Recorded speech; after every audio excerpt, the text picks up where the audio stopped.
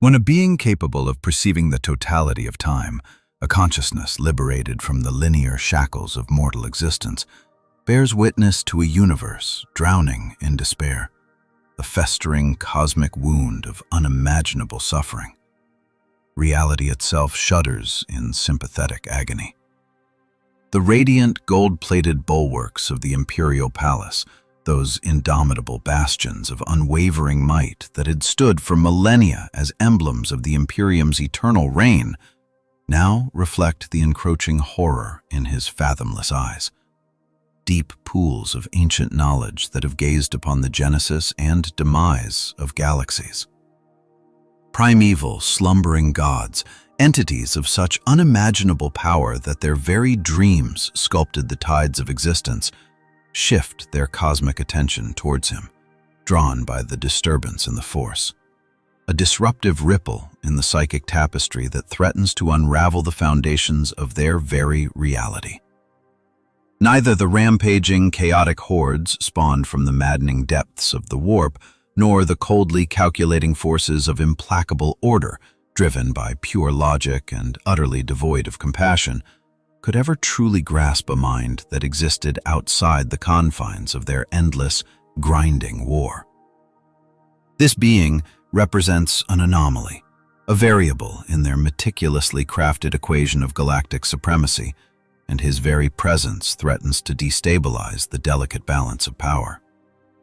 What cataclysm unfolds when a man, once a mere mortal but now evolved into something akin to a god, a being of near limitless power and intellect, steps into a galaxy where gods have become tragically, irrevocably human, tethered to the capricious whims of their devotees and the tumultuous tides of the immaterium? A blinding flash of cerulean light, an impossible hue unseen by mortal eyes, a color existing beyond the known spectrum, violently tore through reality, ripping a jagged hole in the veil that separated dimensions. It was an event utterly unlike anything ever recorded in the annals of the Imperium, dwarfing even the sickly, toxic green that emanated from the Necron's deathly technology, a color that spoke of entropy and the chilling void of space, or the corrupt, alluring purple of warp sorcery, a seductive hue that whispered of forbidden knowledge and the intoxicating promise of power. This was something utterly alien, something that defied comprehension, something that should not exist, a cosmic intrusion that threatened to shatter the sanity of any who dared behold it. The blinding flash materialized without warning, detonating at the very epicenter of the Imperial Palace on Holy Terra, the cradle of humanity, and the sacred seat of the Emperor's immeasurable power. A mere handful of kilometers from the incandescent golden throne, the epicenter of the Imperium's unfathomable psychic might. Ancient void shields, shimmering with barely contained power, intricate layers of energy fields that had repelled countless invasions, and psychic wards, diligently maintained for 10 millennia by the most devout servants of the Omnissiah, their minds perpetually focused on preserving the integrity of the Emperor's psychic defenses, registered absolutely nothing until the precise moment of the impossible breach. No alarms sounded, no klaxons blared their warnings, no desperate cries of alarm flooded the Vox network. Only a localized, absolute failure of the fundamental laws of physics, a tear in the very fabric of existence itself. In the wake of this reality-bending light, in a space where the established laws of physics seemed to momentarily dissolve, a figure stood. Humanoid, male, utterly hairless, and completely nude, his form radiating an unnatural stillness. His skin possessed the ethereal color of a clear Terran sky, a shade lost to memory for millennia, a hue reminiscent of a time before the relentless pollution and the endless wars, glowing with an internal luminescence, hovering silently several centimeters above the meticulously polished adamantium floor, its mirror-like surface reflecting the impossible light that emanated from his very being. The enigmatic figure surveyed his immediate surroundings with an expression of mild, almost detached curiosity, as if observing an intriguing specimen beneath a microscope, seemingly unfazed by the sudden appearance of a dozen custodian guards. The Emperor's personal protectors, clad in their resplendent auramite armor, guardian spears leveled directly at his heart, poised to unleash a storm of righteous fury. "Designation, speak," demanded Shield Captain Heraclean Titus, a grizzled veteran of countless battles and a warrior of unparalleled skill, his voice amplified by his helmet's voxcaster to thunderous, earth-shaking proportions, the sound reverberating throughout the massive chamber. The intruder did not flinch, did not even blink an eye, his expression remaining impassive. The custodian repeated his demand, his spear unwavering, its power field crackling with contained energy. "Identify yourself, intruder, or be destroyed." The blue figure turned slowly, deliberately, his movements measured and unnervingly precise. His eyes were like blank, white voids, completely devoid of pupil or iris, yet somehow seeing everything, perceiving all things, seemingly piercing the veil of reality itself. "I am called Dr. Manhattan," he replied, his voice calm, almost clinical, utterly dispassionate, like that of a scientist meticulously recording observations in a laboratory, his tone devoid of any discernible emotion. Though that name holds little meaning now. Before Titus could even formulate a response, a wave of unimaginable psychic force slammed into the chamber with the crushing weight of a collapsing star, a psychic tsunami that threatened to obliterate everything in its path. Every custodian instinctively dropped to one knee, their transhuman physiology barely sufficient to maintain consciousness against the overwhelming onslaught, their minds reeling from the sheer power of the Emperor's psychic projection. Even the blue intruder seemed to register the immense pressure, his normally impassive facade momentarily faltering, his gaze turning upwards towards the very heart of the Imperial Palace, where the master of mankind had sat upon the golden throne for 10,000 long years, his consciousness an unwavering beacon in the all-consuming darkness. "Interesting," Dr. Manhattan stated, his voice utterly unchanged despite the soul-crushing psychic pressure, as if he were commenting on a minor inconvenience. "There is a mind here, ancient, powerful, fragmented, yet coherent. It sees me." The psychic pressure intensified, the very air crackling with raw, untamed energy. Blood vessels burst in the eyes of two younger custodians, their genetically enhanced healing instantly clotting the hemorrhages. But the underlying message was undeniably clear. The Emperor was aware, and he was concerned. "You perceive me as a threat," Dr. Manhattan continued, seemingly addressing the absent Emperor directly, his voice resonating with an understanding that transcended the limitations of mere language. "I understand. In this universe, that which remains unknown is invariably considered dangerous. But I am not here to inflict harm. I am simply here." With those very words, the crushing psychic pressure vanished as abruptly as it had first appeared, the oppressive weight lifting from the chamber. The custodians rose slowly to their feet, guardian spears still trained on the enigmatic blue figure, but now uncertain, hesitant, a flicker of doubt creeping into their once unwavering resolve. Their connection to the Emperor was tenuous at best, filtered through layers of intricate psychic protocols designed to shield their minds from the full, unfathomable force of his will. But each and every one of them felt the subtle shift. Not acceptance, certainly not welcome, but a temporary stay of execution, a brief reprieve from the Emperor's ultimate judgment. Captain Titus removed his ornate helmet, revealing a face etched with 1,000 years of relentless service, his features hardened by countless battles and the crushing weight of his immense responsibilities. His eyes as hard and unforgiving as flint, betraying nothing of the inner turmoil that raged within. "The Emperor will communicate with you through his appointed representatives. You will accompany us."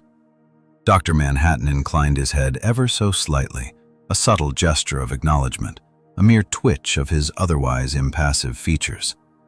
Yes, I am curious about this Emperor. I perceive him as both alive and dead, present yet elsewhere. A quantum superposition made flesh. The custodians exchanged uneasy glances, their apprehension growing with each passing moment. Such talk bordered dangerously close to heresy, questioning the very nature of the Emperor's sacrosanct existence. But the intruder had appeared inside the palace itself, bypassing defenses that had repelled the most powerful servants of chaos, and the Emperor had not immediately demanded his complete and utter annihilation. "Follow," Titus commanded, turning towards the vast doors of polished auramite that led deeper into the labyrinthine palace, his voice leaving absolutely no room for any argument.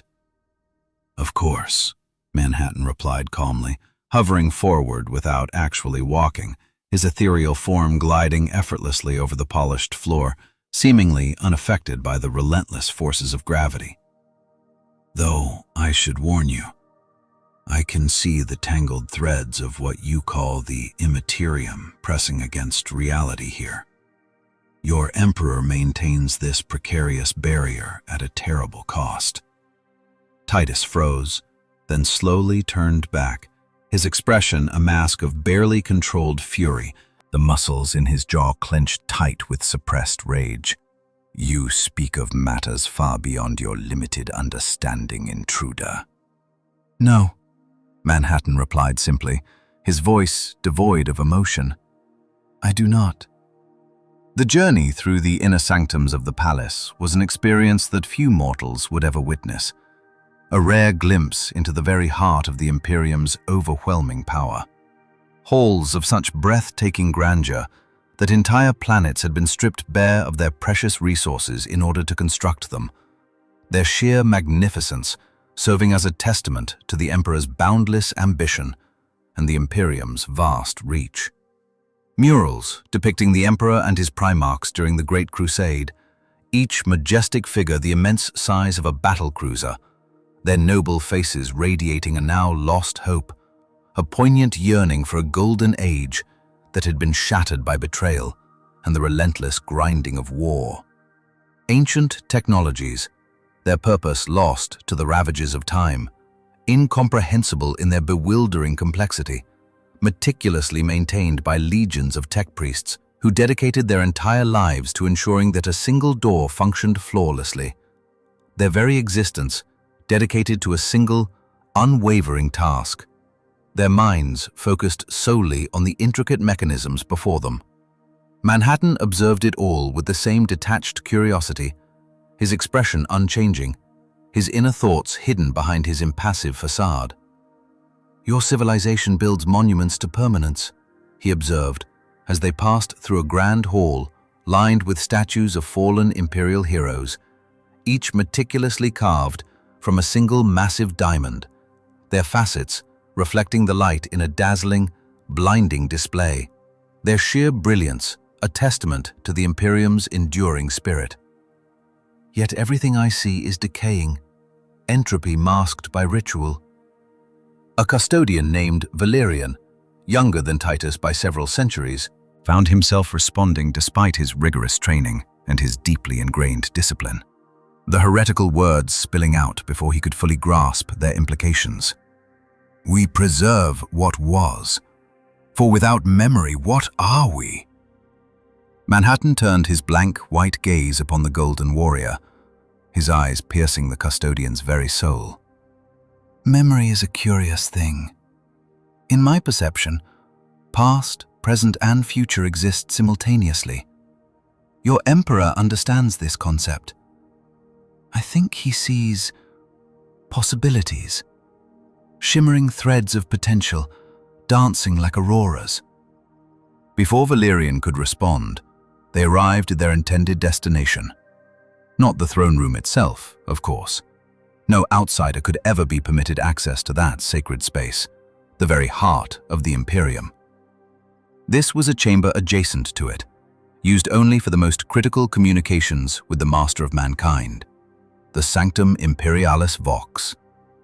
Here, highly specialized psychic tech adepts, reverently known as the Emperor's Voice, maintained a tenuous, fragile connection to the Golden Throne, interpreting the fragmentary will of their god into concrete commands, their minds acting as conduits for the Emperor's immense psychic power. As the massive doors swung open on silent, perfectly engineered hinges, Manhattan paused, his ethereal form momentarily still, his senses keenly attuned to the unseen energies that permeated the chamber. There are others here, not physically, but their undivided attention is fixed upon this precise place. Titus stiffened, his hand instinctively moving to the power activation rune on his guardian spear, prepared to unleash its devastating force. Elaborate. 4 entities, vast, ravenously hungry, watching intently through a veil between dimensions. They perceive me as clearly as I perceive them. They are curious. Manhattan's expression remained completely unchanged, but a subtle, almost imperceptible blue glow began to emanate from the very atomic structure of his being, a shimmering aura that defied detection by any mortal instrument, its ethereal brilliance illuminating the chamber with an otherworldly light. They believe I am like them. They are mistaken. Inside the chamber, a dozen robed figures turned simultaneously towards the entrance, their movements unnervingly synchronized, as if they were controlled by a single, unified mind. Their faces were completely concealed by ornate golden masks, each molded in the likeness of the Emperor, his idealized features frozen in an eternal expression of stern authority, a potent symbol of the Imperium's unwavering resolve. Their voices spoke in perfect unison, creating a chilling chorus that resonated with an unnatural power. A sound akin to the grinding of mountains, the slow, inexorable pressure of tectonic plates, the very voice of the Imperium itself. The anomaly approaches. The intruder exists, yet should not. Quantum entanglement detected. Warp presence negative. Paradox. Manhattan floated forward into the very center of the circular chamber as the custodians formed a protective perimeter around him, their guardian spears raised, power fields crackling with contained energy, ready to defend him from any potential threat. You speak for your Emperor. I wish to hear his thoughts directly. The masked figures consulted among themselves in hurried, hushed whispers, their underlying anxieties palpable in the air. Then turned back towards Manhattan, their unified voices echoing resonantly in the chamber. Impossible. The Master of Mankind speaks solely through his chosen vessels. To commune directly would undoubtedly destroy your consciousness. I sincerely doubt that, Manhattan replied, his voice calm and unperturbed, as if he were dismissing a minor inconvenience. He raised his hand ever so slightly, and a complex pattern of glowing blue particles appeared around it, orbiting like electrons around a nucleus, creating an impossible miniature solar system held within his grasp, a stunning display of power that defied all understanding. In my original universe, I alone remained when the stars grew cold. I personally witnessed the death of the very last proton. I doubt your Emperor can destroy me when entropy itself has failed. The masks betrayed no discernible emotion, but the tension in the chamber increased palpably, thick and suffocating, the air heavy with unspoken thoughts. One of the voices stepped forward, his movement slightly more assertive than the others, his presence radiating an unnatural authority. You claim to be a god. For the very first time, Manhattan's expression changed subtly.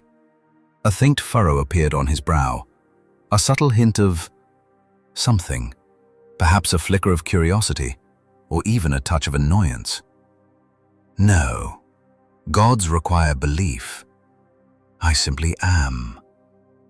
At that precise moment, A psychic shockwave rippled through the chamber, washing over everything like a devastating tsunami, an invisible tide of raw energy.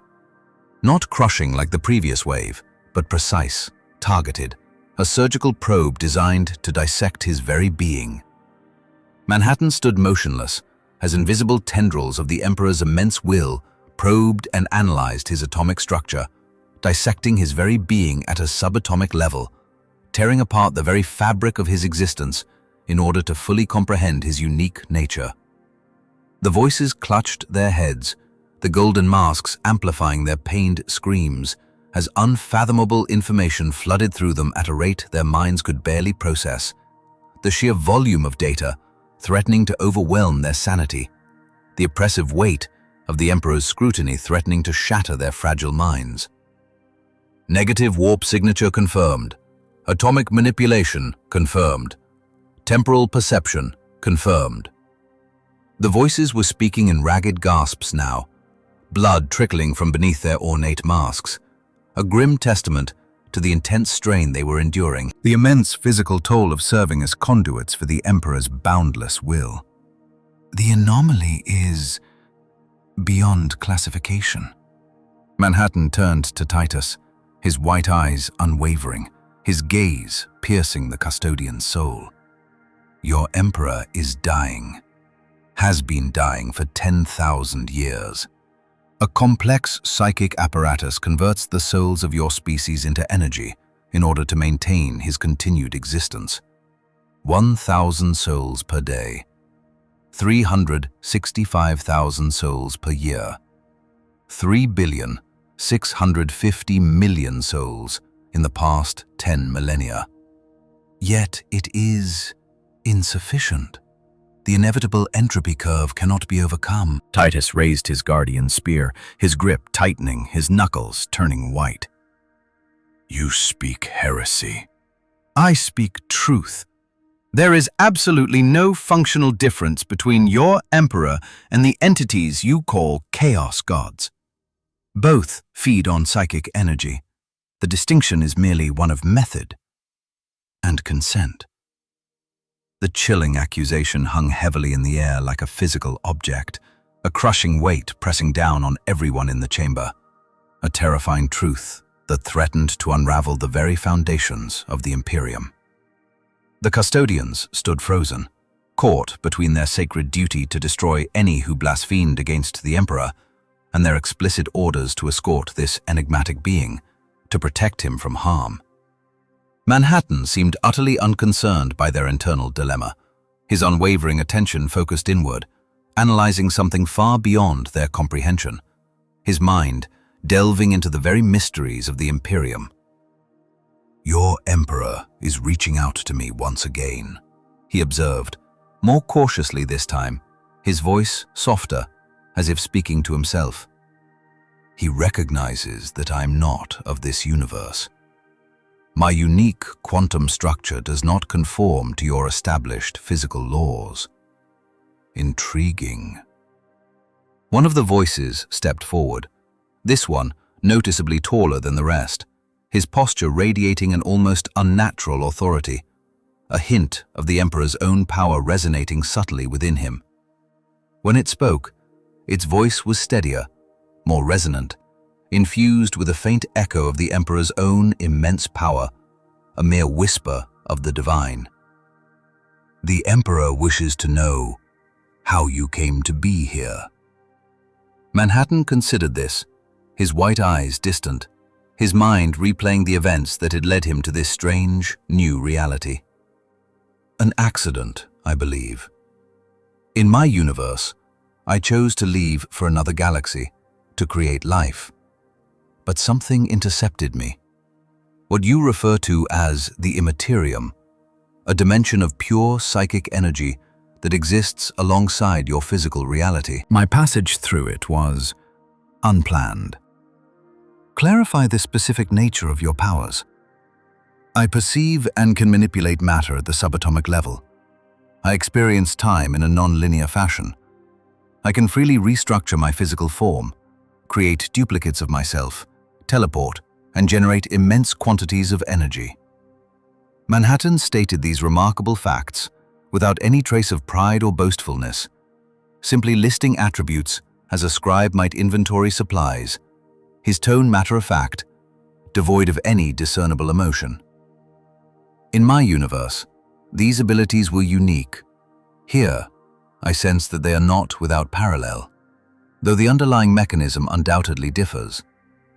The voices conferred once again, their hushed whispers swirling around the chamber, then spoke as one. "The Emperor requires definitive proof of your astonishing claims." Manhattan nodded slightly, a barely perceptible movement, a subtle acknowledgement of their request. Very well. Without any further warning, he dissipated into a shimmering blue mist, atomizing his physical form in a dazzling display of raw, untamed power, his body dissolving into pure energy. The custodians reacted instantly, their guardian spears humming with activated power fields, their movements a blur of auramite armor and righteous fury, ready to strike down the intruder without hesitation. But before they could even move, the blue mist reformed, not into a single Dr. Manhattan, but a dozen identical copies, arranged in a perfect circle around the chamber, each radiating the same ethereal glow, their very presence filling the chamber with an impossible light. I can divide my consciousness and my attention as needed. All 12 Manhattans stated in perfect unison, their voices echoing in the confined space, creating a disorienting effect. They then spoke individually, each voice slightly offset from the others, to create an even more disorienting echoing effect, their words revealing the full, terrifying extent of his immeasurable power. I can freely observe the past, the present, and the myriad futures of varying probability. I see the very construction of this sprawling palace. The great betrayal you refer to as the heresy. The forced entombment of your emperor. The slow, agonizing decay of his physical form. The relentless growth of the Astronomicon. The countless souls it has already consumed. The civilizations callously sacrificed to maintain its existence. The viable alternatives that were never even pursued. The salvation that was never earnestly sought. As suddenly as they had first appeared, 11 of the duplicates vanished, leaving only the original, his physical form solidifying once more. Is this sufficient demonstration of my abilities? The voices were silent for a long moment, the silence heavy with unspoken thoughts, the crushing weight of his stunning demonstration settling heavily upon them. When they finally spoke, it was with a decidedly new tone, weary, respectful, perhaps even fearful, their voices betraying a subtle hint of awe and trepidation. "The Emperor acknowledges your remarkable nature, Dr. Manhattan, and asks your ultimate purpose here." "Purpose?" Manhattan repeated, as if the very concept were novel, foreign to him. A word that held no real meaning in his vast, timeless existence. "I have none. I did not actively choose to come to this universe. But now that I am here, I will observe. I will learn. Perhaps I will intervene if it seems appropriate." "Intervene? In what manner?" "That depends entirely on what I discover." Manhattan turned away from the voices, gazing around the chamber, as if seeing through its walls, through the entirety of the vast palace, to the galaxy beyond, its countless stars shimmering in his mind's eye, his consciousness reaching out to encompass the immensity of the Imperium. "Your Imperium is vast. Millions of worlds, trillions of individual souls. Yet it is a civilization in terminal decline, slowly consuming itself in a futile attempt to postpone its inevitable collapse. Perhaps there exists a far more efficient solution to your Emperor's current condition." At this, the chamber went deathly still, every single sound ceasing abruptly, as if time itself had frozen in place. Even the custodians seemed to hold their breath, their expressions utterly unreadable behind their ornate golden helms, their minds struggling to fully comprehend the terrifying implications of his heretical words. To even suggest altering the emperor's sacrosanct condition was either the highest blasphemy imaginable or a miracle beyond all possible comprehension. A whispered dream in the encroaching darkness, a glimmer of hope in the face of utter despair. The tallest voice stepped forward once more, his posture radiating an almost palpable sense of hope deeply mingled with trepidation, his voice betraying the inner turmoil that raged within him. "You believe that you could actually heal the Emperor?" "I do not know," Manhattan replied honestly, his unwavering gaze piercing, his words devoid of false promises. "His condition is extraordinarily complex. Physical death held precariously in abeyance by sheer psychic energy. Soul fragmentation as a desperate defense mechanism against the malevolent entities of the Imperium. Quantum entanglement with the very fabric of your entire species. But if given sufficient time to thoroughly study the underlying problem, I might be able to devise some sort of viable approach." Hope and deep suspicion warred visibly on the faces of the voices, their emotions easily visible even through their concealing masks, the bitter struggle between faith and doubt etched deeply into their every feature. "Why would you willingly choose to do this?" Manhattan considered the profound question, turning it over in his mind like a complex equation, carefully weighing the potential outcomes. "Curiosity? Perhaps. Your Emperor is the closest thing to my equal that I have yet encountered in this universe. A being who clearly perceives time differently than those around him, who understands the crushing weight of near omniscience. I would willingly speak with him directly, were he whole. And if you ultimately determine that he cannot be saved, then I will simply continue my own observations elsewhere. Your vast galaxy contains many fascinating mysteries. The powerful entities that reside within the Imperium, the enigmatic species you call Necrons with their unique anti-psychic technology, the all-consuming collective consciousness of the Tyranids. Each presents a novel system to thoroughly understand, a complex puzzle just waiting to be carefully solved." The voices withdrew to the far side of the chamber, conferring in rapid, urgent whispers, their anxieties palpable, the immense weight of their monumental decision heavy upon them.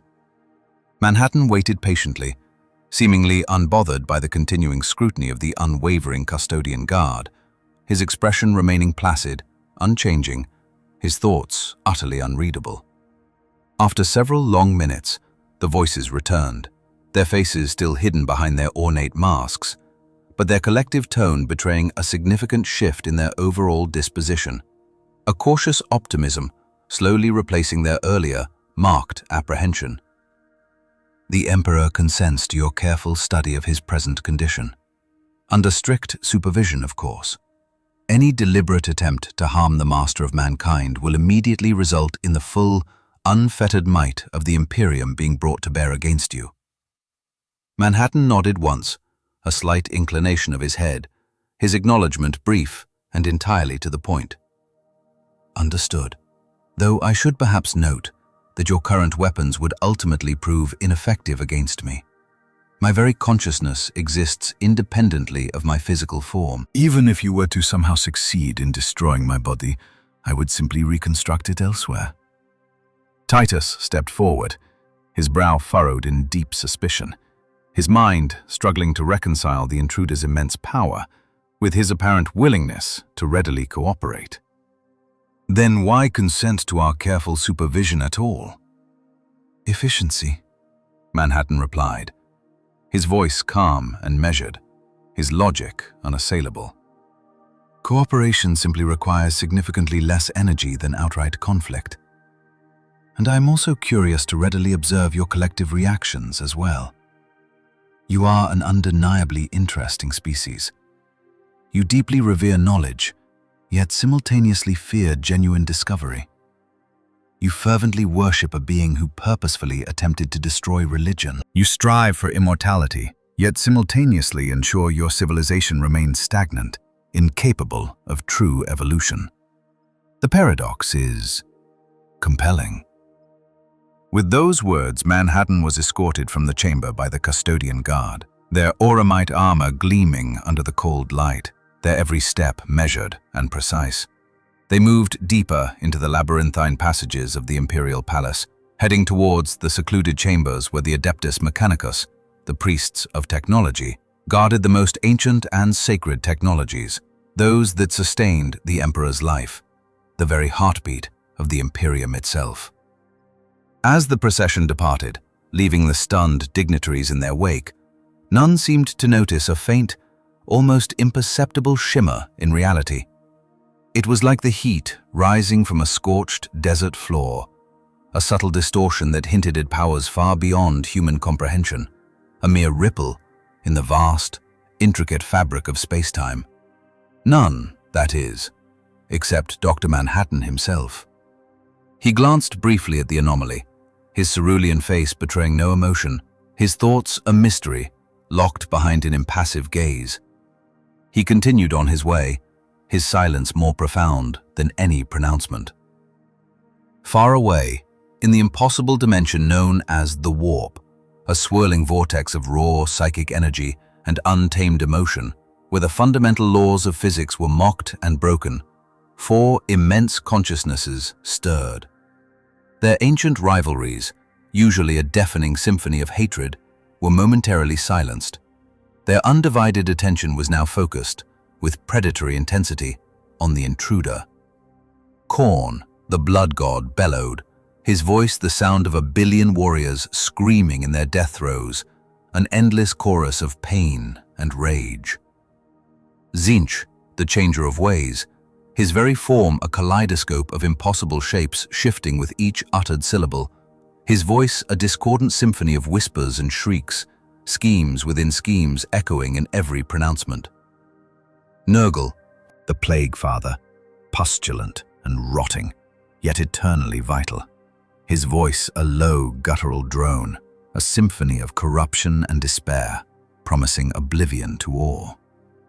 And Slaanesh, the Prince of Excess, whose beauty and horror were inextricably intertwined, his voice a siren song of temptation and madness, whispering promises of forbidden pleasures. They were the Chaos Gods, entities of unimaginable power, beings of such vast and terrifying influence that entire solar systems had been extinguished when they turned their attention toward reality. Now, all four focused their malevolent gaze upon a single, blue humanoid walking calmly through the halls of the Imperial Palace. His very presence was a jarring anomaly in the tapestry of their eternal game, a profound threat to their dominion over the galaxy. "He is not of us," rumbled Khorne, the blood god, his voice shaking the very foundations of the warp. "Yet he is power incarnate." "A delicious paradox," whispered Tzeentch, the changer of ways, his form swirling and shifting like a chaotic dream. "He manipulates reality without drawing on the warp. Impossible, yet occurring. A challenge to all knowledge." "He does not decay," groaned Nurgle, the Plague Father, his voice a festering whisper that promised oblivion. "All things must rot, must change, must return to the cycle. But he persists."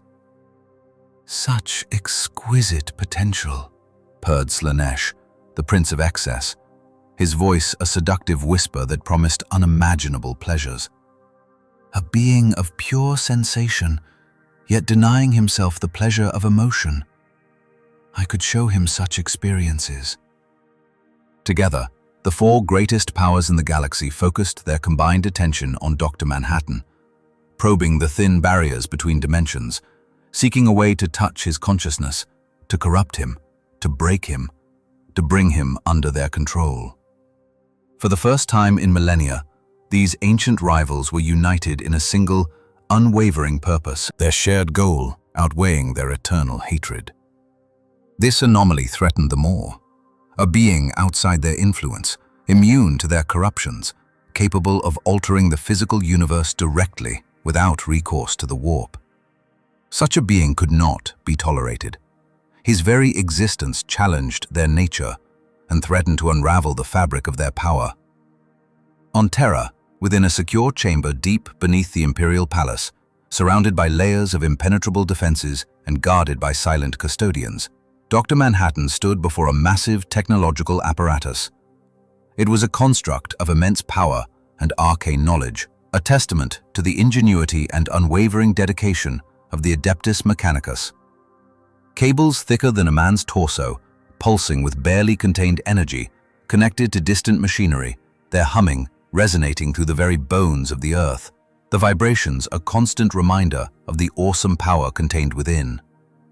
Hololithic projectors cast flickering images, displaying complex anatomical schematics of the Emperor's physical form, his decaying body, a grotesque tapestry of flesh and metal, a testament to the ravages of time and the immense strain of maintaining the Imperium's psychic defenses.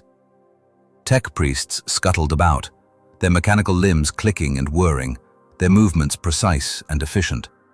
They checked readings and muttered binary prayers to the Omnissiah, their faces hidden behind masks of metal and wires, their expressions unreadable to any human eye, their focus absolute.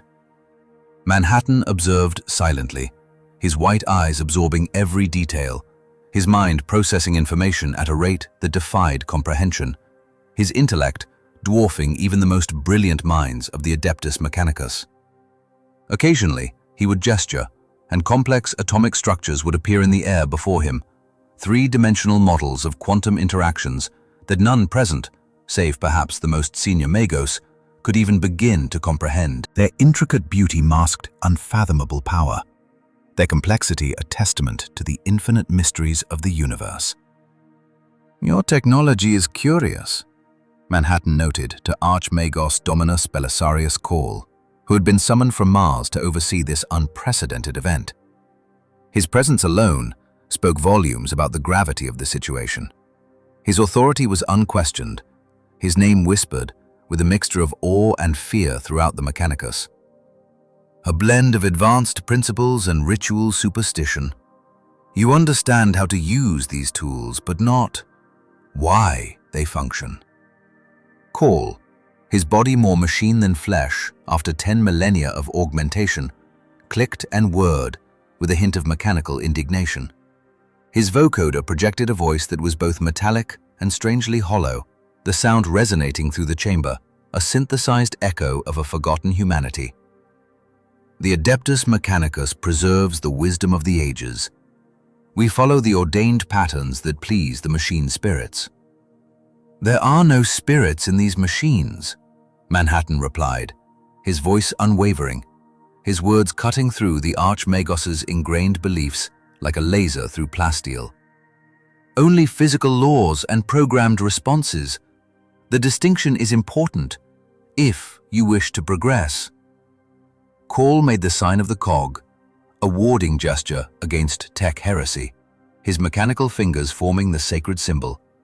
It was a gesture of defiance against the intruder's heretical words, a silent prayer to the Omnissiah to protect him from such blasphemy. Progress is not our goal. Preservation is. And yet, Manhattan continued, ignoring the Archmagos's gesture, his attention focused on examining a readout of the Golden Throne's power consumption, his white eyes unwavering, his mind absorbing the data with unnerving speed. Preservation fails you. The systems supporting your Emperor require progressively more power each century. The mechanisms degrade. Irreplaceable components fail. You are approaching a critical threshold. The chamber went silent, the humming of the machinery the only sound, the vibrations a constant reminder of the impending doom. This was the Adeptus Mechanicus's greatest fear, the unspoken terror that haunted their every waking moment, now spoken aloud by an outsider. His words a chilling prophecy, a glimpse into the inevitable future. The Throne Mechanicum, the most sacred technology in human possession, was failing. Slowly, inexorably, but with mathematical certainty, It was marching towards its inevitable collapse, threatening to plunge the Imperium into darkness and unleash untold horrors upon the galaxy. "Can you perceive a solution?" Call asked, finally, his mechanical pride warring with desperate pragmatism. His voice betrayed a hint of desperation, a flicker of hope in the face of overwhelming despair. The question was a reluctant admission of weakness, a plea for salvation from a source he instinctively distrusted.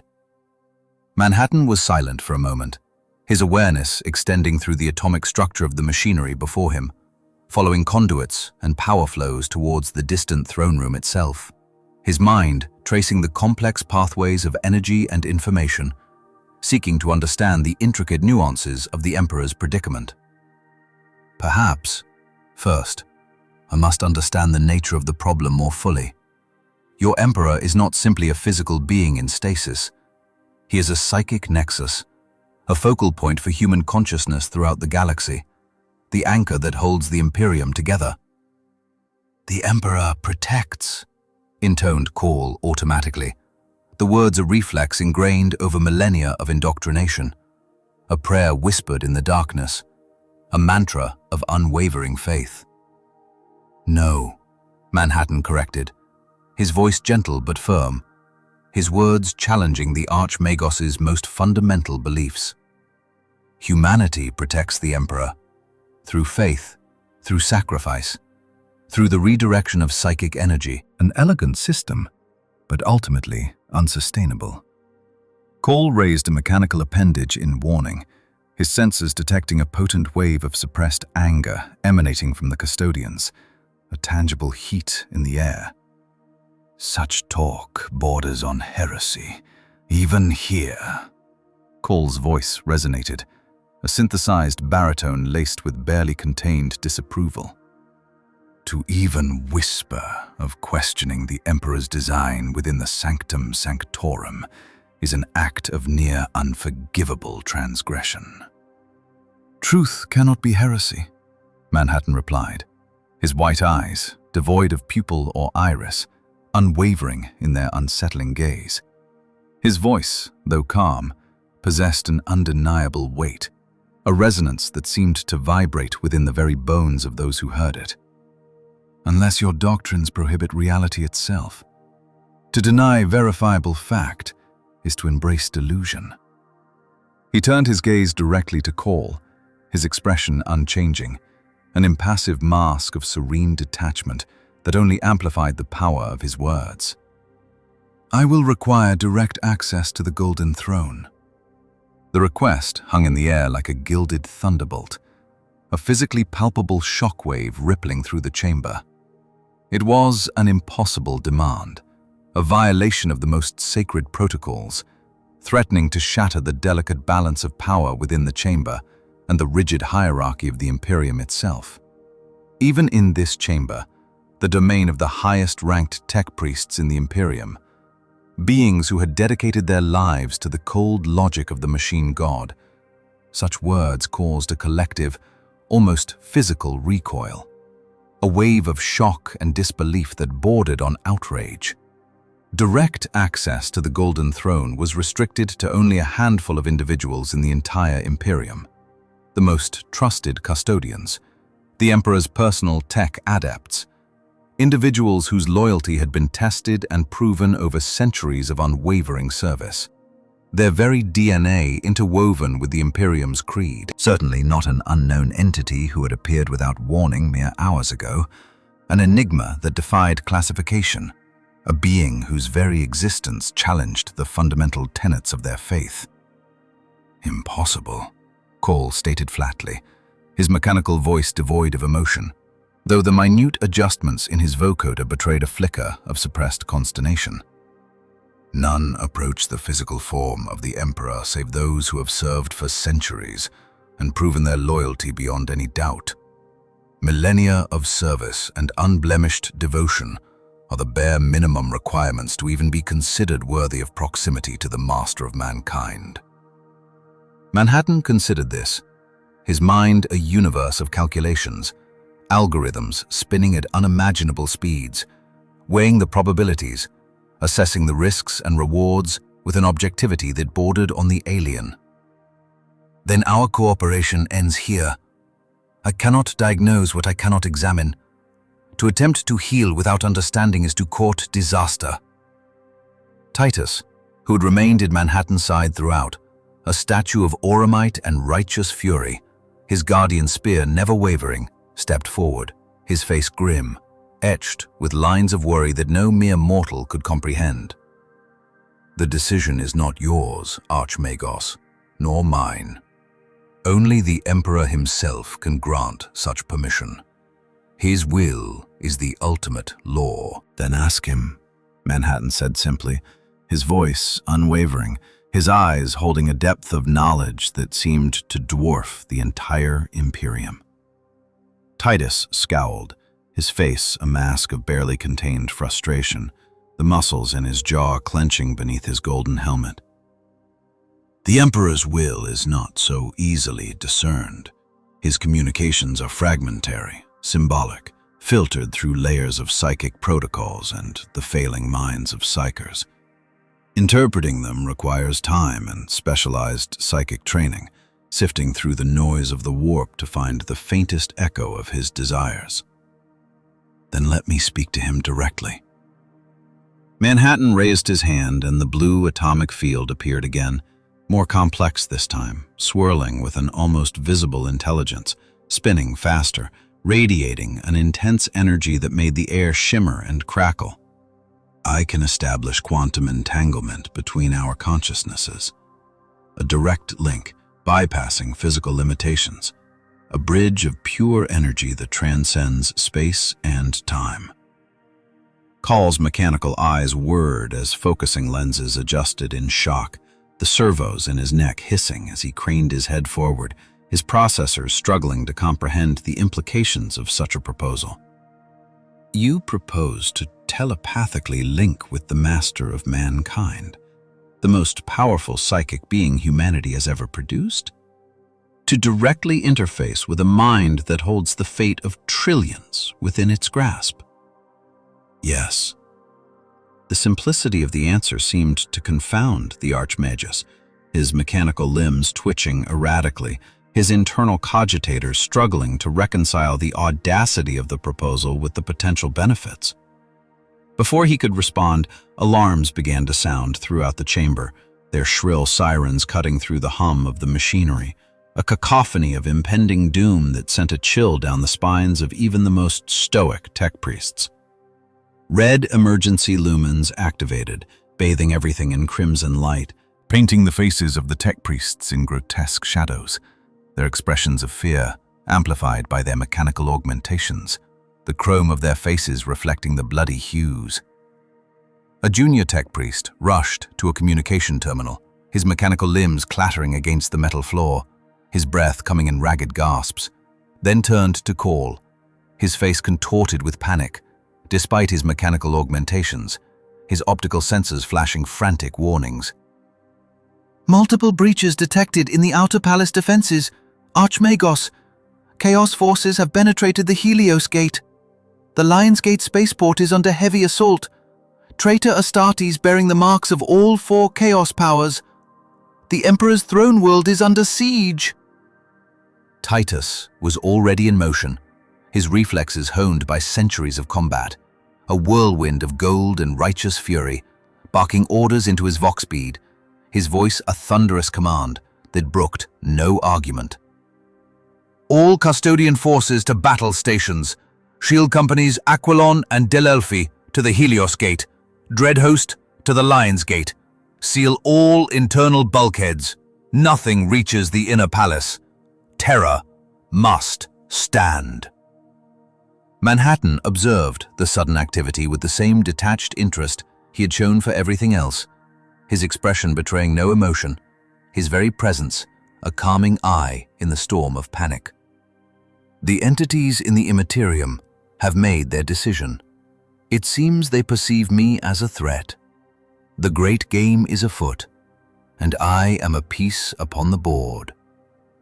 Call turned to Manhattan, his mechanical face impassive, but his voice betraying a hint of urgency, a crack in his carefully constructed facade of logic. "You knew this would happen. You anticipated this attack." "I calculated its probability. The beings you call chaos gods maintain their existence through human emotion, faith, rage, desire, hope. They feed on these energies, parasitically drawing power from the hopes and fears of humanity. If I were to repair your emperor, stabilize the barriers between dimensions, their power would diminish. They cannot allow that. Their survival depends on the decay of your Imperium." Titus returned, his face grim, a mask of righteous fury, his auramite armor gleaming under the emergency lights, a beacon of defiance against the encroaching darkness. "Reports indicate the largest chaos incursion since the heresy itself. Multiple traitor primarchs confirmed present. Mortarion, Angron, Magnus, Fulgrim, all on Terra simultaneously. The butcher's bill will be unfathomable." The impact of this news rippled through the chamber, a wave of shock and disbelief that threatened to overwhelm even the augmented minds of the tech priests. 4 traitor primarchs, the Emperor's corrupted sons, now demigods of chaos, each commanding armies that had laid waste to entire sectors, all converging on Terra at once. It was unprecedented, apocalyptic, a nightmare made manifest, the culmination of 10,000 years of plotting and scheming. Manhattan nodded slightly, a barely perceptible movement that somehow managed to convey both acknowledgement and indifference. Unexpected development. The correlation between my arrival and this attack is not coincidental. The extra-dimensional entities are capable of limited causality manipulation. They have accelerated existing plans to exploit my presence, twisting fate to their advantage. "You speak as if this is a minor inconvenience," Titus said, anger creeping into his voice, his hand tightening on his guardian spear, his knuckles gleaming white beneath his gauntlet. "Billions will die. Terra itself could fall. The Imperium could be extinguished." "Yes," Manhattan agreed, his white eyes unwavering, his gaze fixed on some distant point beyond the confines of the room. "That is one possibility. There are others. The future is not fixed. It is a tapestry of possibilities, constantly shifting and changing based on the choices we make." He turned to Call, his expression unchanging. "Your decision regarding the Golden Throne has become time-sensitive, Archmagos. The Chaos forces will attempt to reach me before I can potentially aid your Emperor. Logic suggests you should either grant me access immediately or eliminate me as a factor in this equation." Call's mechanical body whirred and clicked as internal cogitators processed information at maximum capacity, his decision-making processes reaching their limit, algorithms battling against instinct, logic wrestling with faith. After a long, agonizing moment, he reached a conclusion, his mechanical voice betraying a hint of desperation, the last vestiges of his carefully constructed facade crumbling under the weight of the unfolding catastrophe. "Custodian Titus, escort our guest to the Sanctum Imperialis. May the Omnissiah forgive me if this is error. May the machine god grant me the wisdom to navigate this treacherous path." Titus hesitated for only a second before nodding sharply, his duty to the Emperor overriding his apprehension, his faith a shield against the doubt that gnawed at his soul. "The outer defenses will hold for hours at minimum. We have time. But you..." He pointed at Manhattan, his gaze unwavering, his grip tightening on his guardian spear. "Will be destroyed at the first sign of treachery. I will personally see to it that you are erased from existence." "Understood," Manhattan replied, his voice calm and measured. "Though, as I explained, destruction is a temporary state for me. Shall we proceed?" The journey to the Sanctum Imperialis, the most sacred chamber in the Imperial Palace, where the Golden Throne itself stood, was tense, fraught with peril. Emergency protocols had sealed many passages, forcing their small party to take circuitous routes through the labyrinthine depths of the palace, their progress slow and dangerous. Distant explosions occasionally shook the walls, evidence of the desperate battle raging above, The desperate defense of Terra. The groaning of metal and the screams of the dying echoed through the corridors, a symphony of destruction accompanying their pilgrimage. Through it all, Manhattan maintained his placid expression, his form gliding silently alongside the hurrying custodians and tech priests, his presence an unsettling contrast to the chaos around them, a beacon of detached calm in the face of utter annihilation. As they approached the final security checkpoint, a massive adamantium bulkhead sealed with both technological and psychic wards, a barrier designed to withstand any assault, Manhattan paused, his body momentarily still. The barriers between dimensions are particularly thin here. The entities are watching us closely now, their gaze piercing the veil of reality, their hunger palpable. The Chaos Gods cannot penetrate this deep into the palace, Titus said confidently, his grip tightening on his guardian spear, his faith a bulwark against the encroaching darkness. The Emperor's presence prohibits it. They cannot manifest physically. No, Manhattan agreed, his white eyes distant, focused on something beyond the comprehension of mortal men. But their awareness extends here, and they are angry. For the first time, a hint of emotion colored Manhattan's voice, a subtle shift in his otherwise impassive demeanor. Not fear, but something close to academic interest, a scientist observing a fascinating phenomenon. Fascinating. They experience emotion as both fuel and limitation. Before anyone could respond, the final bulkhead began to open with ponderous slowness, its ancient mechanisms groaning under the strain, the hydraulics hissing like the breath of ancient dragons. Beyond lay a corridor of pure golden light, so bright that even the enhanced eyes of the custodians had to adjust, their vision momentarily overwhelmed by the sheer radiance, their senses struggling to process the impossible brilliance.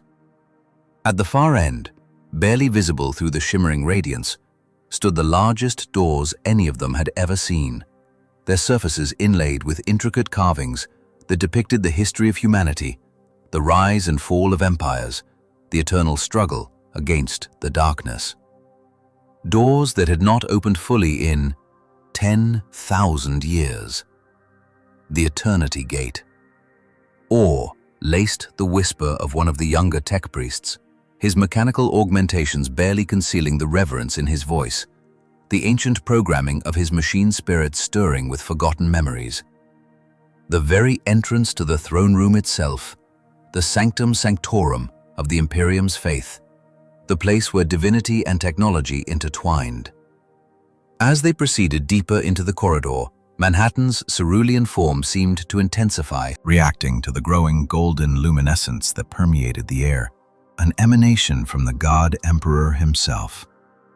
"Your Emperor's psychic presence grows stronger here," Manhattan observed, his voice a calm counterpoint to the palpable tension, his words echoing in the hallowed halls. "A mind fragmented into countless shards, yet retaining coherence through sheer force of will. Remarkable, truly." He paused, tilting his head slightly as if listening to whispers on the wind, his senses attuned to the unseen currents of the warp. The echoes of 1,000 lifetimes reverberate within this place. The hopes and fears of an entire species coalesce here, a psychic maelstrom of unimaginable power. When they finally reached the Eternity Gate, two figures stood sentinel, their presence radiating power and authority.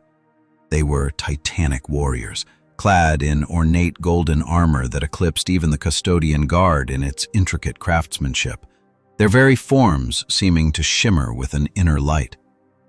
Their faces were hidden behind stylized masks, sculpted with such artistry they seemed almost alive, conveying an impression of serene vigilance, their expressions unreadable, yet somehow conveying a sense of unwavering resolve.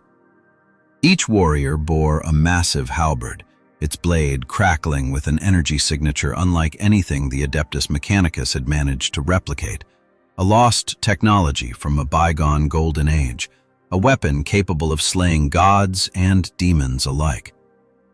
These were the Tribune and the Captain General of the Adeptus Custodes, protectors of the Emperor, guardians of the throne, the ultimate embodiment of the Imperium's might. "Shield Captain Titus," the Tribune acknowledged, his voice resonating with the force of rolling thunder, a sound that seemed to vibrate in the very bones, a pronouncement that echoed with the weight of millennia. "Your presence with this being requires explanation." Titus knelt immediately, his golden armor gleaming under the ethereal light, his posture one of absolute subservience to his superiors. "By authority of Archmagos Dominus Call, with the Emperor's implied consent through his voices, this entity may possess the knowledge to stabilize the Golden Throne." The Captain General's masked face turned towards Manhattan, his inscrutable gaze studying him with eyes that had witnessed the birth of the Imperium and the long, bloody millennia that followed. "And you believe you can succeed where the greatest minds of the Mechanicum have failed for millennia, where entire lifetimes have been dedicated to the maintenance of the throne, and still it decays?"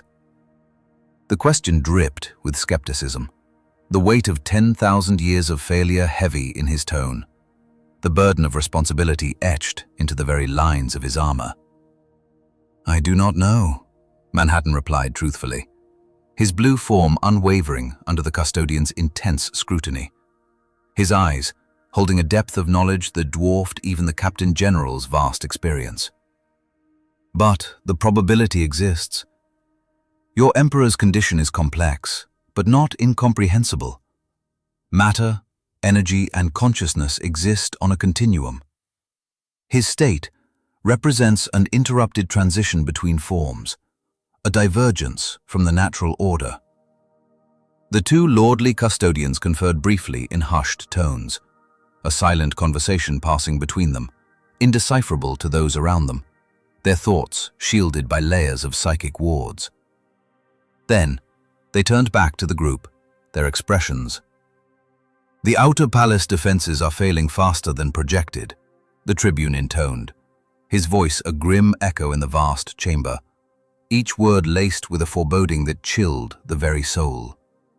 He bore the weight of the Imperium on his shoulders, a burden visible in the lines etched deep into his face.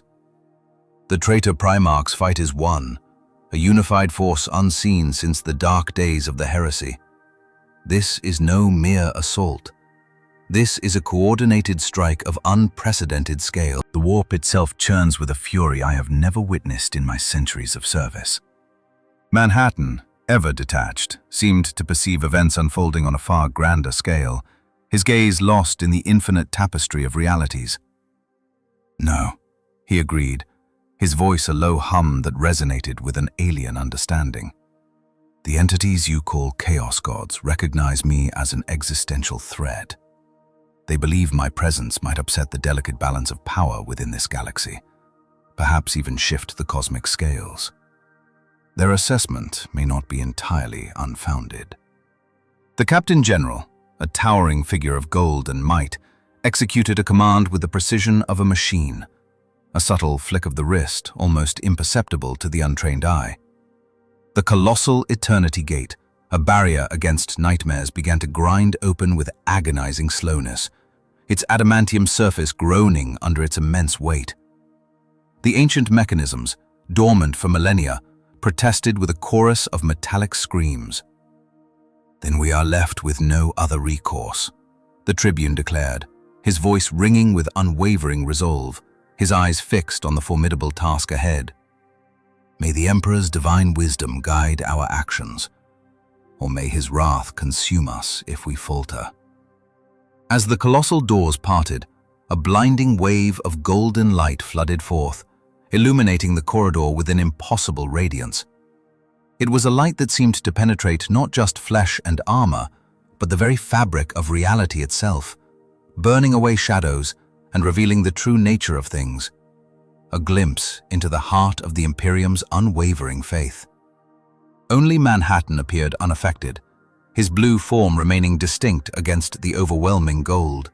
An anomaly within an anomaly, a paradox given form. Intriguing, he observed, his voice devoid of emotion, yet somehow conveying a sense of scientific curiosity. A psycho-reactive illumination, light manifesting as both a physical phenomenon and a psychic expression. Your Emperor has maintained this effect even in his diminished state, a testament to the sheer power of his indomitable will. They stepped through the gate and into the throne room itself. It was a chamber of such vast scale that battle cruisers could have maneuvered within its confines, a testament to the Imperium's boundless ambition. Colossal columns of gold and adamantium rose to dizzying heights, where clouds might have formed had the atmosphere not been meticulously controlled and filtered. The air, cleansed of all impurities, carried only the scent of ozone and sanctified oil, a subtle fragrance of power and devotion. The very air hummed with energy, a palpable force that crackled against the skin, raising goosebumps and causing the hair to stand on end. The walls were covered in microscopic text, an unending stream of information, the complete history of humanity, from ancient terrors to the present, constantly updated by servitor scribes, suspended from moving platforms. Their mechanical arms tirelessly recorded every event, every victory, every defeat. Their minds wiped clean of all independent thought, existing only to serve. A silent testament to the Imperium's enduring struggle, a chronicle of sacrifice and resilience, written in the language of data and blood. And at the center of it all, the Golden Throne, a technological construct of such unfathomable complexity that no living being fully understood its workings. Part life support system, part psychic amplifier, part warp gate. It was a machine of miracles and nightmares, a testament to humanity's ambition and its hubris, a symbol of both hope and despair. Upon it, visible only as a distant silhouette through layers of energy fields and stasis technology, sat the withered corpse of the Emperor of Mankind, dead yet alive, physical yet transcendent. The Master of Mankind, reduced to a husk by his 10,000-year vigilance, his sacrifice holding back the tides of chaos, his will the only thing standing between the Imperium and utter annihilation. Manhattan approached slowly, his expression changing subtly as he absorbed the full reality of what he was seeing, his mind grappling with the immense power and the tragic cost. His senses were overwhelmed by the sheer scale of the Emperor's sacrifice. "Now I understand," he said quietly, his voice barely audible above the hum of the throne, his words echoing in the vast chamber. "Your Emperor attempted something akin to my own transformation, the transfer of consciousness from physical substrate to energy state, but the process was interrupted, incomplete." He raised his hand, blue atomic particles swirling more rapidly now, forming complex patterns that mirrored the energy flows visible around the throne, his mind dissecting the intricate workings of the machine with cold precision. The mechanics of the transfer were imperfect. His physical form was meant to be discarded, but instead became an anchor, a weight, preventing complete transcendence, a prison of his own making. The Captain General stepped forward, his halberd held ready, his senses on high alert, prepared to strike down any threat to the Emperor. "Can you repair the throne? Stabilize his condition?" "The throne is not the fundamental problem," Manhattan replied, his gaze fixed on the distant figure, his eyes penetrating the layers of energy fields and stasis technology to see the stark truth that lay beneath. "It is merely a tool. The Emperor's consciousness is caught between states. Part remains bound to his physical form, clinging to the material world. Part exists as pure psychic energy, a beacon in the warp. Part is fragmented throughout your species, a collective unconscious that fuels their faith and their psychic abilities. The constant strain of maintaining this tripartite existence is what causes the system's gradual failure. "Then what is the solution?" demanded the tribune, his voice sharp, impatient, the urgency of the situation pressing down on them all, the fate of the Imperium hanging precariously in the balance. Manhattan was silent for a long moment, his white eyes fixed on the distant figure on the throne, analyzing, calculating, weighing the impossible choices before them, his mind a universe of possibilities. "There are 3 possibilities," he finally said, his voice echoing in the vast chamber, his words carrying the weight of cosmic significance. First, reverse the process entirely. Return his consciousness fully to his physical form. This would require extensive cellular regeneration, a feat bordering on the miraculous, but is theoretically possible. Second, complete the transition. Sever the connection to physical form, allowing full conversion to energy state, unleashing his full potential in the warp, but at the cost of his connection to humanity. Third, maintain the current equilibrium, but with greater efficiency, reducing the psychic cost, extending the viable timeline from centuries to millennia. "And which do you recommend?" asked Cole, his mechanical voice subdued in the presence of the Emperor, a rare display of deference from the Archmagos, a fleeting glimpse of the humanity that lay buried beneath layers of chrome and steel. "I cannot make that decision," Manhattan replied, his voice unwavering, his gaze fixed on the distant figure on the throne. "The choice has implications beyond mere physical existence. The first option would restore your Emperor as a corporeal being, a mortal man once more, but diminish his psychic influence, weakening the bulwark against the warp. The second would increase his power in the warp to unimaginable levels, transforming him into a god, but remove his direct connection to humanity, severing the vital link that binds the Imperium together. The third would maintain the status quo, a slow, agonizing decline, but extend the viable timeline, buying humanity more time to prepare for the inevitable. The chamber fell silent as the implications of these options sank in. Each represented a fundamental change to the Imperium's very foundation, a path fraught with peril and uncertainty. No one present possessed the authority to make such a choice. No one, except the Emperor himself. "I need to establish direct communication with your Emperor," Manhattan said, breaking the silence, his voice echoing in the hallowed halls. "To understand his wishes, his ultimate desires for the future of humanity." The Captain General nodded grimly, his decision made, his hand tightening on his halberd. "Approach the throne, but know that at the first sign of harmful intent, you will face the full wrath of the Adeptus Custodes. We will not hesitate to strike you down if we perceive you as a threat to the master of mankind." "Understood," Manhattan replied, his expression unchanged. He began to hover forward, ascending the hundreds of steps leading up to the base of the golden throne, his blue form a stark contrast to the gold and adamantium that surrounded him, a beacon of hope against the encroaching darkness. As he did, the air around him began to crackle with competing energies, the Emperor's golden radiance meeting Manhattan's blue atomic aura, creating a dazzling display of power, a symphony of light and energy that filled the chamber. Colors beyond the human visual spectrum briefly became visible to all present, a glimpse into the hidden dimensions that lay just beyond the veil of perception, a vision of the infinite possibilities that lay within the warp. Halfway up the steps, Manhattan paused, his head tilting slightly as if listening to a distant warning, his senses attuned to the unseen currents of the warp. The dimensional entities are making their final move. The palace defenses have been breached. The traitor Primarchs approach. As if summoned by his words, a massive explosion rocked the chamber, Even here in the heart of the Imperial Palace, protected by layers of void shields and psychic wards, the force was enough to stagger the assembled tech priests, their mechanical limbs flailing for balance, their circuits overloaded by the sudden surge of energy.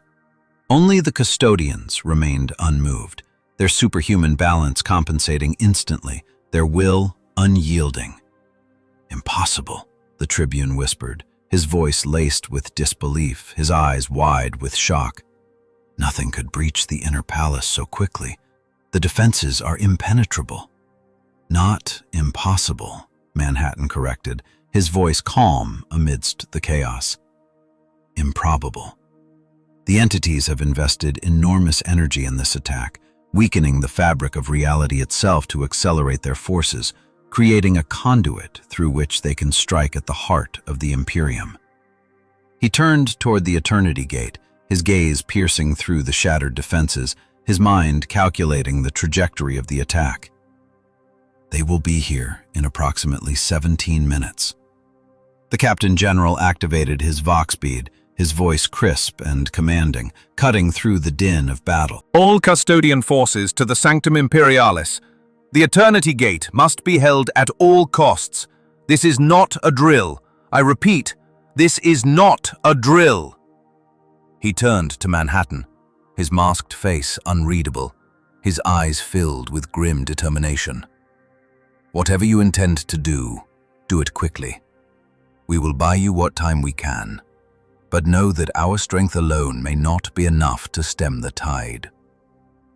Manhattan nodded and resumed his ascent, his blue form a beacon of calm amidst the impending storm, his purpose unwavering. When he reached the base of the throne itself, he paused again, studying the complex machinery with his atomic perception, his mind dissecting every component, every energy flow, every intricate detail. "Fascinating design," he murmured, his voice barely audible, his words lost in the hum of the throne. "Psycho-reactive materials integrated with standard technology. Warp energy channeled through physical conduits. Inefficient, but functional. A testament to the ingenuity and desperation of your species."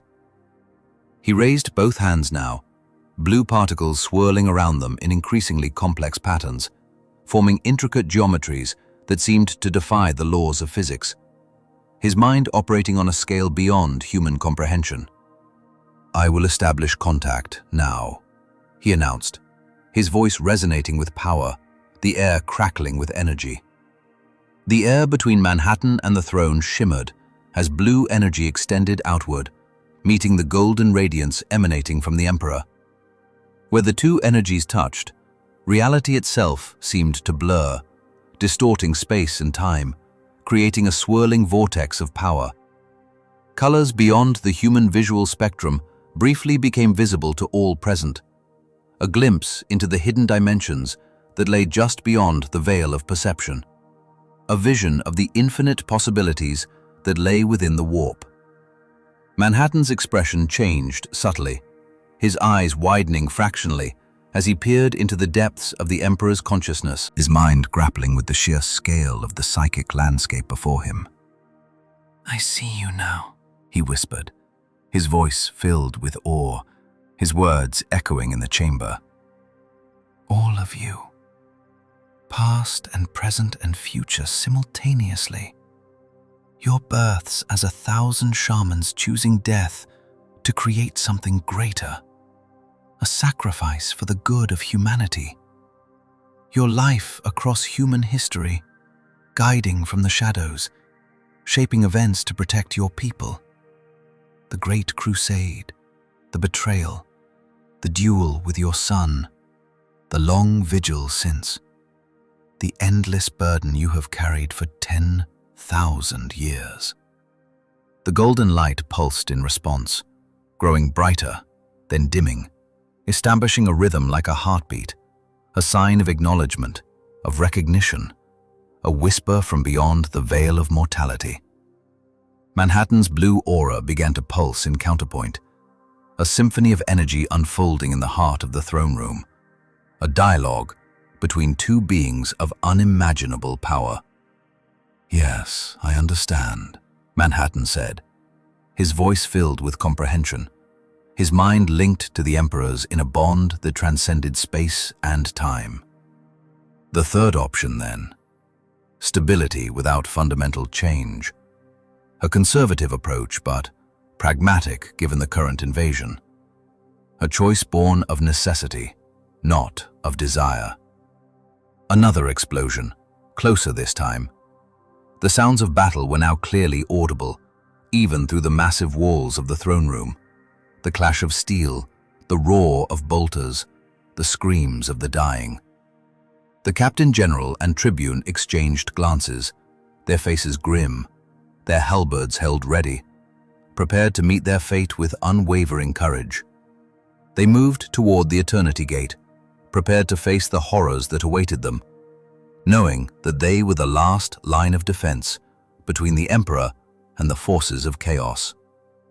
I will require approximately 12 minutes to implement the necessary adjustments, Manhattan said, his voice now distant, focused entirely on his work, his movements precise and efficient. His mind a universe unto itself. The process involves quantum realignment of the throne's psychoreactive components, followed by atomic restructuring of key mechanical elements. Precision is paramount. Call stepped forward, his mechanical limbs whirring, his sensors analyzing the energy flows around the throne. My tech priests stand ready to assist. We can provide support, guidance, expertise. Thank you, but no, Manhattan replied, his voice unwavering, his gaze fixed on the throne. Your presence would only complicate the procedure. Your understanding of atomic structure is incomplete. Interference is not an option. As he spoke, multiple copies of Manhattan began to appear around the throne, each focused on a different component of the vast machine, their blue forms blurring as they moved with impossible speed, their actions synchronized with perfect precision. They worked in perfect synchronization, hands manipulating matter at the subatomic level, restructuring molecules and energy pathways without physically touching anything, their minds operating on a scale beyond human comprehension, their every thought dedicated to the task at hand. At the Eternity Gate, the Tribune turned to the Captain General, his face etched with grim determination, his eyes filled with resolve. If he succeeds, then the Imperium continues. We will have bought humanity another chance. The Captain General finished the thought, his voice resonating with unwavering faith, his grip tightening on his halberd. If he fails or betrays us, we die as we have lived, in service to him on Terra. Our duty remains until our final breath. The sounds of battle grew louder, closer, the roar of bolters, the distinctive shriek of power weapons meeting in combat, the bellowed battle cries of space marines, loyal and traitor, locked in a desperate struggle, their fates intertwined in a dance of death and destruction. And beneath it all, a deeper sound, the sound of reality straining against incursions from the warp, the howls and whispers of demons eager to break through the veil, their hunger for souls insatiable. Manhattan continued his work, seemingly oblivious to the approaching danger, his focus absolute, his mind a universe unto itself, his purpose unwavering. His duplicates moved with increasing speed, making adjustments to the throne that were invisible to normal perception, but caused readings on the tech priest's instruments to fluctuate wildly, their sensors overwhelmed by the sheer power of the energies being manipulated.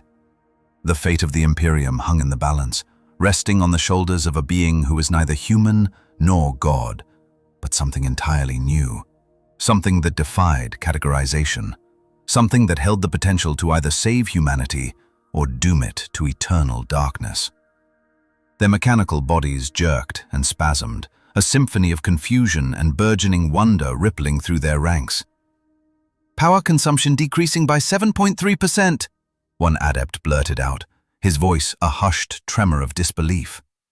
The data streaming across his optic lenses seemed to defy all logic. Throne stability increasing by 12.8%, The oscillations are diminishing. The harmonic resonance. It's becoming coherent. He is succeeding, Archmagus Call declared, his vocal cords betraying a flicker of something akin to awe.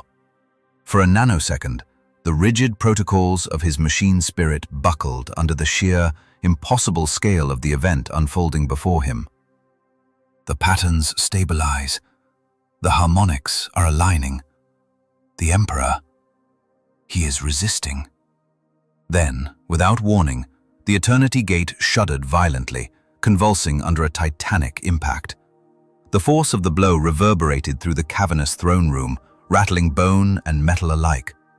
A tortured screech of stressed metal filled the air as something of immense mass and unimaginable power slammed against the adamantium barrier from the other side. The very foundations of the Imperial Palace quaked. Again and again, the blows rained down, each a rhythmic pulse of raw, destructive energy. Each impact amplified the last. The adamantium surface, forged to withstand orbital bombardments from capital-class warships, began to deform, to buckle, to crack under the relentless assault. Hairline fractures spiderwebbed across its once impregnable face. "They come," Captain General Trajan Valoris announced, his voice a low, resonant rumble devoid of inflection. The golden eagle clasping his armor gleamed in the ethereal light. His grip tightened on the haft of his guardian spear, Watcher's Vigil. The final battle has begun. Every custodian in the chamber snapped into defensive formations. Auric armor gleamed like miniature suns in the light spilling from the throne. Guardian spears and sentinel blades held ready, anticipating the horrors about to be unleashed. They were the last line of defense, the bulwark against oblivion. Dr. Manhattan, the impossible being from another universe, glanced briefly toward the gate, his expression inscrutable, his focus unwavering.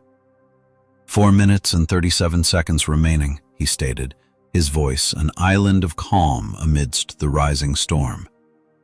The entities have synchronized their attack precisely with my procedure, an impressive calculation given the variables involved. Their strategic coordination is noteworthy. Another earth-shattering blow slammed into the gate and a deep fissure erupted in its center, a jagged line of fractured adamantium stretching from top to bottom. A sliver of the hellscape beyond spilled through, revealing a monstrous silhouette. A figure of impossible proportions, clad in ceramite, the color of dried blood and ancient sin, crowned with jagged horns that scraped against the ceiling of the corridor beyond. "Angron," whispered High Custodian Titus, his voice barely audible above the din. His face was pale behind the mask of his helmet. "The Red Angel, the Butcher of Armageddon, the Demon Primarch of Khorne." Another impact widened the crack, revealing multiple silhouettes, each more terrifying than the last. A towering figure wreathed in a miasma of sickness and decay, his body bloated and corrupted, his presence radiating disease and despair, heralded by swarms of buzzing flies.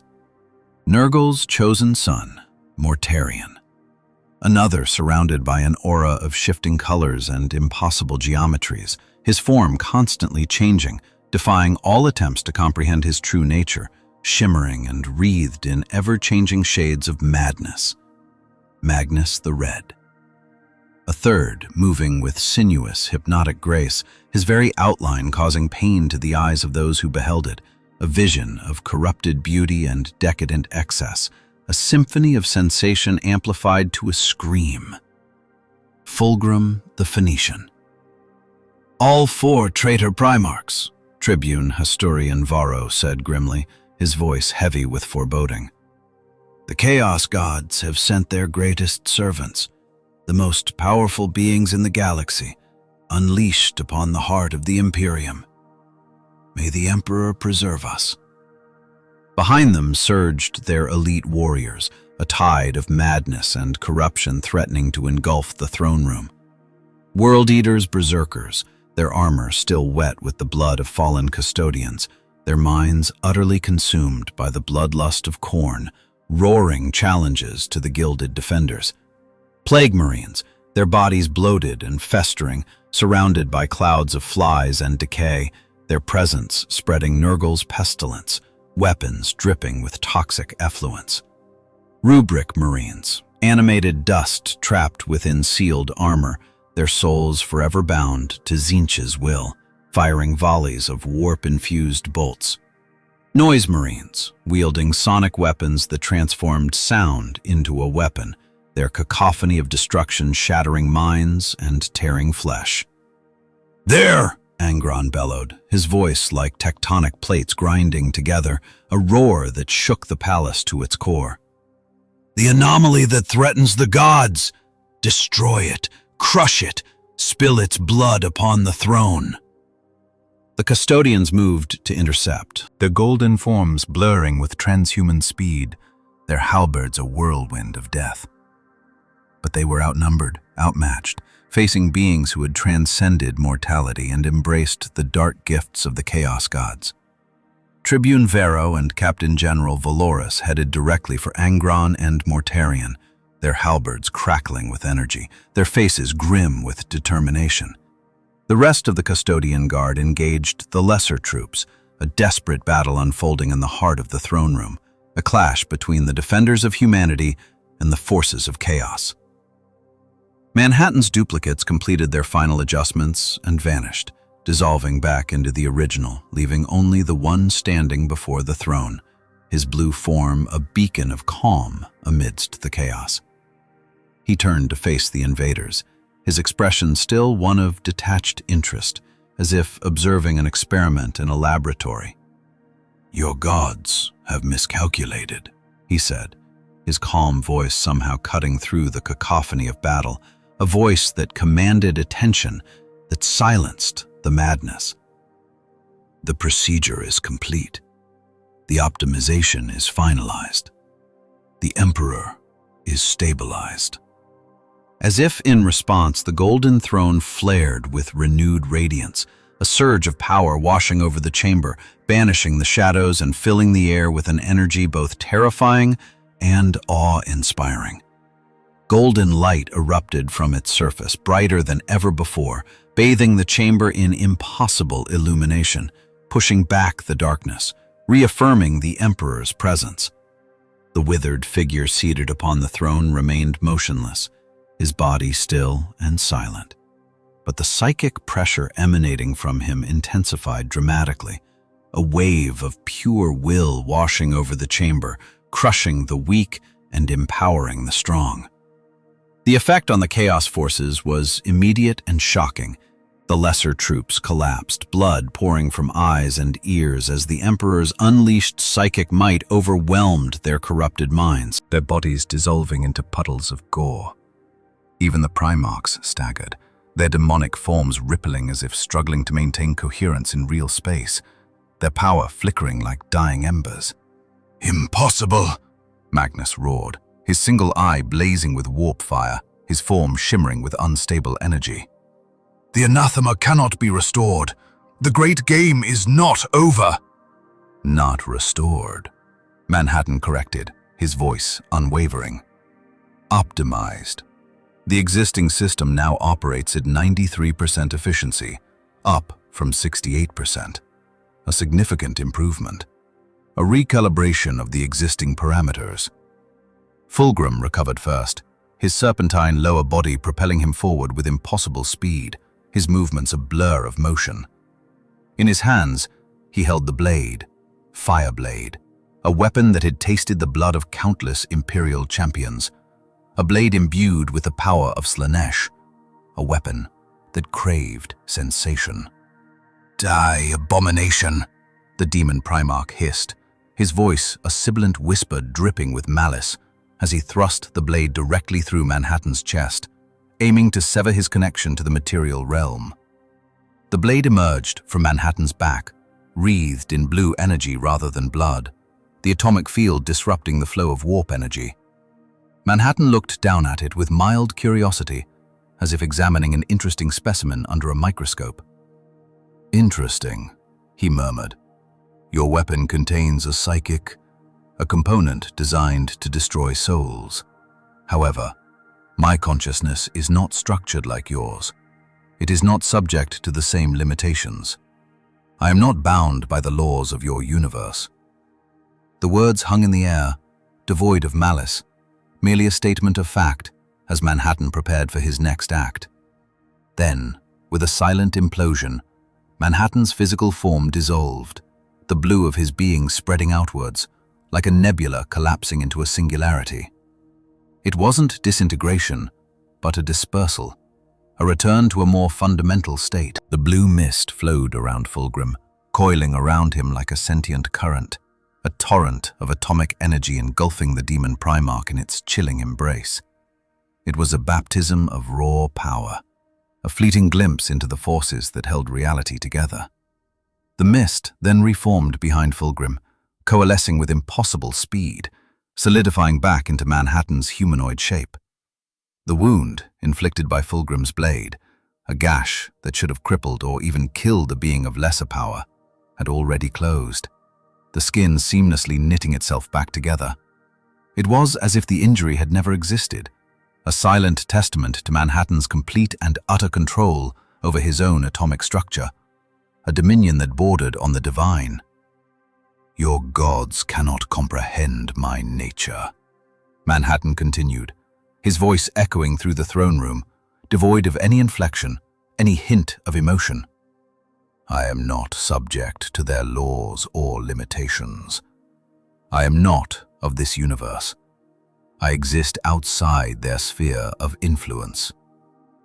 Mortarion, the Death Lord, lumbered forward, his massive form a walking plague, a monument to decay.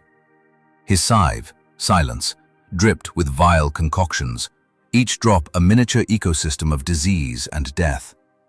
His very presence was a blight upon the throne room, corrupting the air with the stench of rot and the whisper of countless ailments. The blade of Silence, sharp enough to cleave mountains, passed through Manhattan as if he were nothing more than smoke, a phantom image projected onto reality. His form rippled, disrupted momentarily by the weapon's passage, but even as Mortarion watched, his eyes narrowed in morbid curiosity. Manhattan's atomic structure reassembled itself in an instant, the disturbance vanishing as quickly as it had appeared. You cannot defeat me physically, Manhattan observed, his voice a calm island in the midst of the brewing storm. Your weapons are useless against me. Perhaps you should reconsider your approach. Magnus the Red, the Crimson King, stepped forward, his single eye blazing with eldritch power, a beacon of arcane energy in the dimly lit chamber. His form radiated raw power, the warp itself seeming to bend and twist around him, responding to his will. If physical attacks are useless, then let us try something else, Magnus declared, his voice echoing with arcane authority. Let us see how you fare against the raw power of the warp itself. The air crackled with energy as the Crimson King raised his hands, his immense psychic abilities focused on a single point.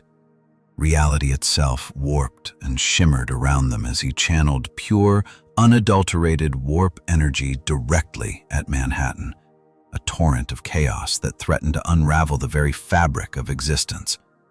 It was a power that had shattered planets and driven entire populations mad, a force that defied reason and logic. The blue figure raised his own hand in response, an almost casual gesture that belied the immense power he was about to unleash. His atomic field expanded outwards, a sphere of pure energy meeting the warp torrent head-on. Where the two impossible forces collided, they didn't simply explode. They canceled each other out, dissolving into bursts of impossible light, miniature singularities flickering in and out of existence, briefly threatening to tear holes in reality itself. Your psychic abilities are formidable, Manhattan acknowledged, his voice devoid of any inflection, but ultimately limited by the laws of your dimension. I am not. I operate outside those constraints. My power is drawn from the fundamental forces of reality itself. With a subtle gesture, a flick of his wrist, almost too quick to see, Manhattan created a dozen duplicates of himself, each a perfect copy of the original, their blue forms shimmering with barely contained atomic energy. Each raised their hands, and beams of concentrated blue energy lanced out, striking each of the 4 Primarchs simultaneously. These weren't physical attacks, designed to tear and rend flesh. These were targeted strikes, aimed directly at the source of their power, their connection to the warp. The beams did not damage their physical forms, but where they struck, the demonic energy animating the Primarchs visibly diminished, their power flickering like a candle in a gathering storm, threatened by the encroaching darkness. "I am severing your connection to the entities you call gods," Manhattan explained, his voice echoing in the chamber, a pronouncement of judgment and a declaration of war against the very fabric of chaos. "Disrupting the quantum entanglement between your physical forms and their warp presence, severing the ties that bind you to their power." The effect was immediate and devastating. The Primarch's demonic features began to fade, their bodies reverting, painfully and unwillingly, to their original forms, albeit still twisted and scarred by the long, corrupting touch of chaos. Angron's magnificent, bat-like wings withered and shrank, collapsing back into his scarred and bloody back, leaving ragged remnants of bone and sinew. Mortarian's pestilent aura dimmed, the swarms of flies and the clouds of disease surrounding him dissipating into nothingness, leaving him looking gaunt and weak. Magnus's ethereal form solidified, the psychic energy that sustained his altered state flickering and dying, his body becoming more human, more vulnerable. Fulgrim's perfect, almost unbearable beauty became lopsided, asymmetrical, a grotesque parody of his former perfection, a haunting reminder of the cost of his ambition. "What have you done?" Magnus demanded, genuine fear creeping into his voice for the first time. His usual bravado and arrogance had been replaced by a chilling sense of dread, the realization that he was facing something truly beyond his comprehension. "What have you unleashed upon us?" "I have temporarily neutralized the extra-dimensional energy sustaining your transformed states," Manhattan replied, his voice unwavering, devoid of any satisfaction. "A reversion to your original design parameters. You are, for the moment, merely transhuman rather than demonic. Your powers are diminished, your connection to the warp weakened." The custodians, sensing their opportunity, pressed their attack with renewed vigor, their auramite armor gleaming, their halberds flashing, their movements a blur of golden light and righteous fury. Without their demonic powers, the Primarchs were still formidable opponents, warriors of unparalleled skill and strength, but they were no longer near invincible. Their strength diminished, their connection to the warp severed, leaving them vulnerable in a way they hadn't been in millennia. Captain General Valoris, the epitome of custodian might, engaged Angron directly, his guardian spear moving faster than mortal eyes could track, each blow precise and deadly. Black blood, a substance tainted by the warp, welled from the Primarch's now mortal flesh, each wound burning and stinging with a pain he had almost forgotten. Angron howled in pain and rage, but the sound held a note of confusion, a flicker of uncertainty. Pain was nothing new to the gladiator Primarch, a constant companion throughout his brutal existence. But this pain was different, cleaner, purely physical rather than spiritual, a sensation he had almost forgotten, a stark reminder of his own mortality. "What manner of being are you?" he demanded of Manhattan, his voice filled with fury and bewilderment. "What sorcery is this? How can you defy the gods?" "I told you, I am not of this universe," Manhattan replied, his voice devoid of emotion. "Your gods derive their power from human emotion, channeled through the Imperium. I have no such limitation. My power comes from the fundamental forces of reality itself, from the very fabric of existence. Magnus, ever the scholar, even in damnation, understood first.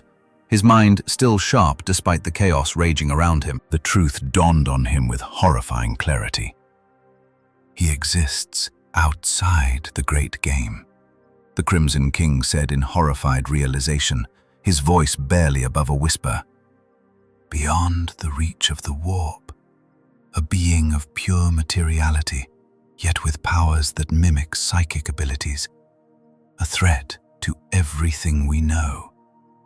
Not for long, Mortarion growled, his voice now less sepulchral without Nurgle's direct influence, his form becoming more corporeal, the weight of his mortality pressing down upon him. The Death Lord raised his hand, and from his palm erupted a cloud of sickly green spores, a swirling miasma of death and decay spreading rapidly through the throne room.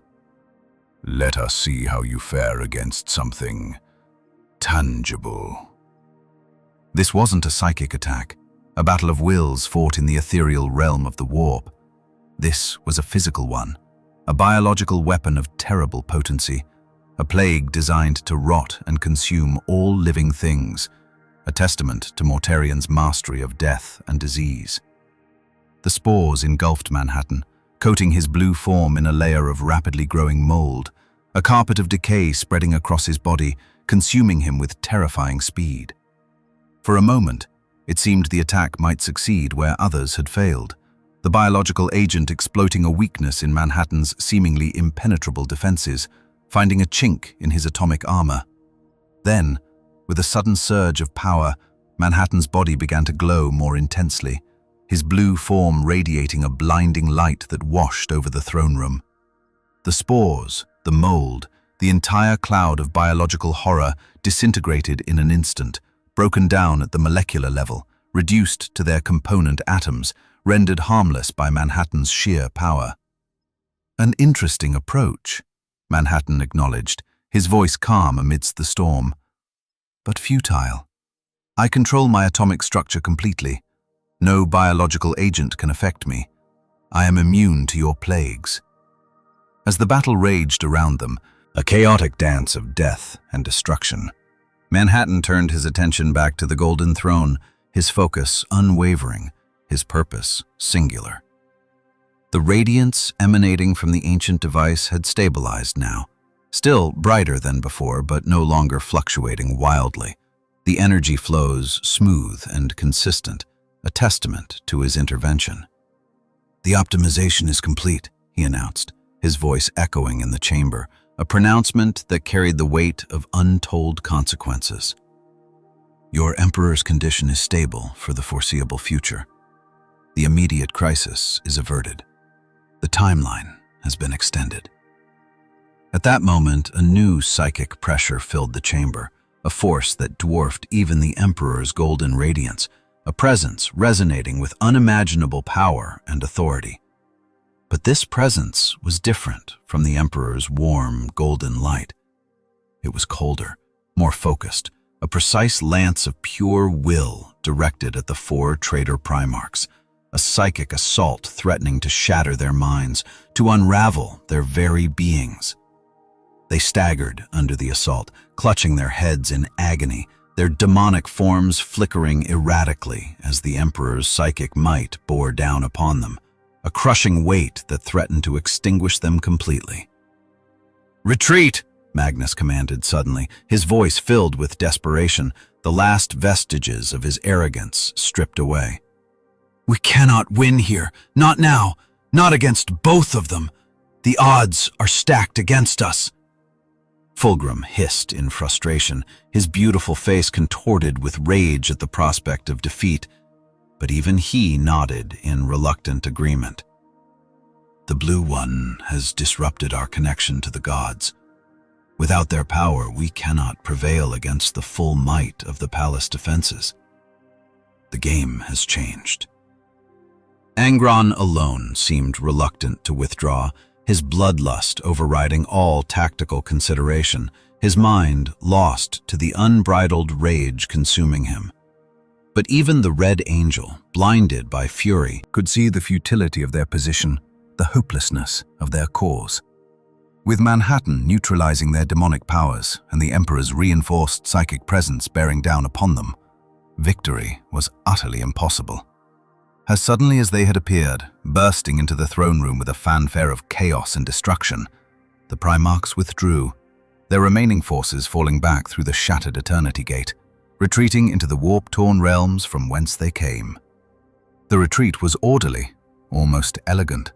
Despite their setback, the tactical genius that had made them such effective generals during the Great Crusade still evident, even in their corrupted forms.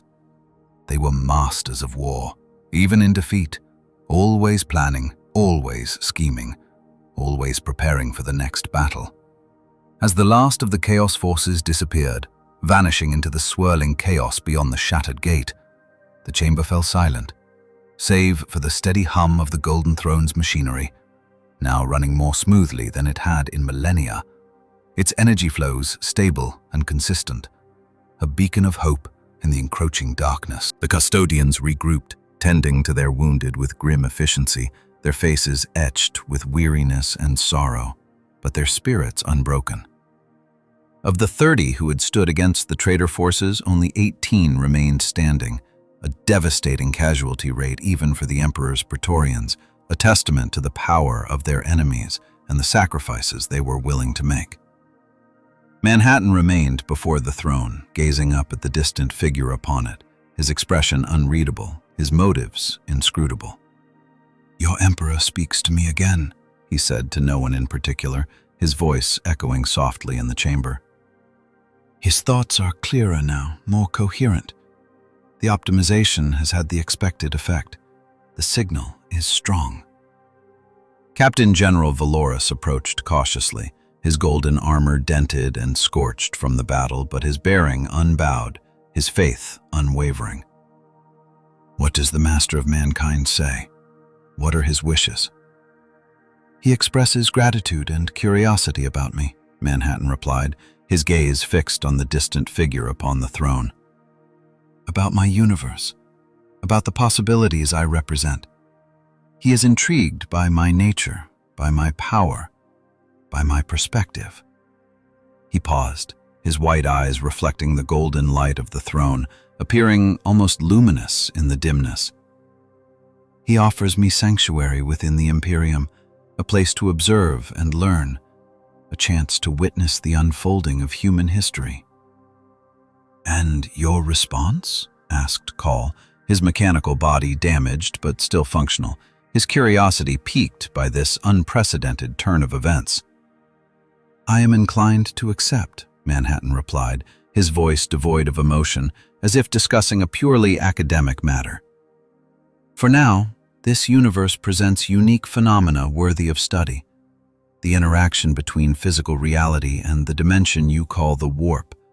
The technologies of the ancient species you call necrons. The collective consciousness of the Tyranids. All represent novel systems outside my previous experience. I wish to understand them, to analyze them, to unravel their secrets." The Captain General nodded slowly, his mind already racing to assess the implications of this decision. "Then, by the Emperor's will, you shall have safe passage wherever you wish to go within the Imperium. But know that the forces of chaos will not cease their efforts to destroy you. What happened today was merely their first attempt. They will seek to corrupt you, to control you, to use you for their own purposes."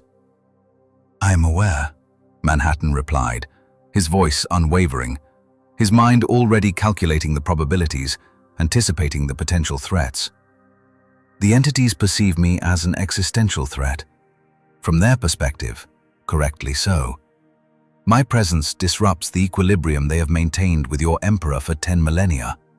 I am a variable they cannot control, a force they cannot predict." "Will you aid us against them again if needed?" Titus asked, clutching a wound in his side where Mortarian's scythe had grazed him, his face pale with pain, but his eyes filled with hope. Manhattan considered the question, his mind weighing the options, calculating the risks and rewards. "I have no allegiance to your Imperium," he said finally, his voice devoid of emotion, stating a simple truth. Its structure is inefficient, its doctrine restrictive, its treatment of human life callous by the standards of my original universe. I have no emotional attachment to your species. He paused, his gaze sweeping across the chamber, taking in the battered custodians, the damaged tech priests, the shattered eternity gate, a silent inventory of the cost of this battle. But the alternatives in this galaxy appear worse. The complete triumph of these emotional entities would result in even greater suffering. Their reign would be a nightmare of chaos and corruption. So yes, I will intervene when it seems appropriate. When the balance of power is threatened, when the survival of humanity is at stake. But I will not be a tool, a weapon to be wielded by your emperor. I will act according to my own judgment, my own principles. The Captain General accepted this with a nod, his face unreadable, his thoughts hidden behind a mask of stoic determination. Then we ask no more. The Emperor protects. His will be done. No, Manhattan corrected again, echoing his earlier statement, a subtle but significant distinction. Humanity protects the Emperor through sacrifice, through faith, through sheer stubborn will. It is an arrangement unique in my experience, symbiotic yet imbalanced. Fascinating. A relationship based on mutual need and mutual dependence. As the chamber began to fill with reinforcements, the first wave of a new defense, Manhattan turned away from the throne, his attention already drifting elsewhere, his mind already contemplating the vast mysteries of this galaxy. I will depart now, he announced, his voice distant, as if he were already halfway across the galaxy. There are other aspects of this galaxy I wish to observe, other mysteries to unravel. Where will you go? Asked Call, his mechanical mind buzzing with curiosity, eager to learn more about this enigmatic being. What are your intentions? First, to what you call the Eye of Terra, Manhattan replied, his voice unwavering, a pronouncement that sent a chill down the spines of those who heard it. I wish to observe these entities in their native environment, to understand their nature more fully, to witness their power firsthand, to analyze their motivations. A direct confrontation seems inevitable. Better to choose the time and circumstances than to wait for them to launch another attack like today's. A preemptive strike, a strategic assessment. The statement caused visible shock among those present, a collective gasp of disbelief rippling through the ranks of custodians and tech priests. The Eye of Terror was the largest warp storm in the galaxy, a region where reality and the Imperium bled together, a realm of madness and corruption, a place where nightmares became reality. The domain of the Chaos Gods themselves, a place no sane being would willingly venture. That is madness, Titus said bluntly, his voice filled with disbelief. Even with your powers, the Chaos Gods rule absolutely within the Eye. You would be walking into their trap, surrendering yourself to their whims. Perhaps, Manhattan acknowledged, his expression unchanged, his eyes betraying no hint of fear or hesitation. But I am curious, and I suspect they are equally curious about me. A meeting is inevitable. I prefer to control the terms. Before anyone could object further, Manhattan's form began to shimmer with blue energy, his atomic structure vibrating at an impossible frequency, a visual manifestation of his immense power. I have created quantum entanglement with the Golden Throne systems, he announced, his voice growing fainter, already fading into the distance. If the optimization begins to fail, I will know, wherever I am in this galaxy. Consider it my gift to your Emperor, in exchange for the novel experiences this universe has already provided. A safeguard, a failsafe. With those words, Dr. Manhattan vanished in a flash of blue light, leaving no trace of his presence save the newly optimized Golden Throne and the baffled expressions of those left behind, their minds struggling to comprehend the being they had just encountered. They had witnessed a power beyond their understanding, a force that had defied the very laws of reality. In the swirling, chaotic realm of the warp, a place of nightmares made manifest, 4 vast consciousnesses brooded, their greatest servants defeated, their carefully laid plans disrupted, their very nature challenged by a being utterly beyond their comprehension. For the first time in millennia, the Chaos Gods experienced a sensation bordering on uncertainty, perhaps even a sliver of fear, though pride forbade them from acknowledging such weakness. The arrival of this anomalous entity had irrevocably altered the playing field, introducing a new element into the great game, a wild card that threatened to upset the delicate balance of power.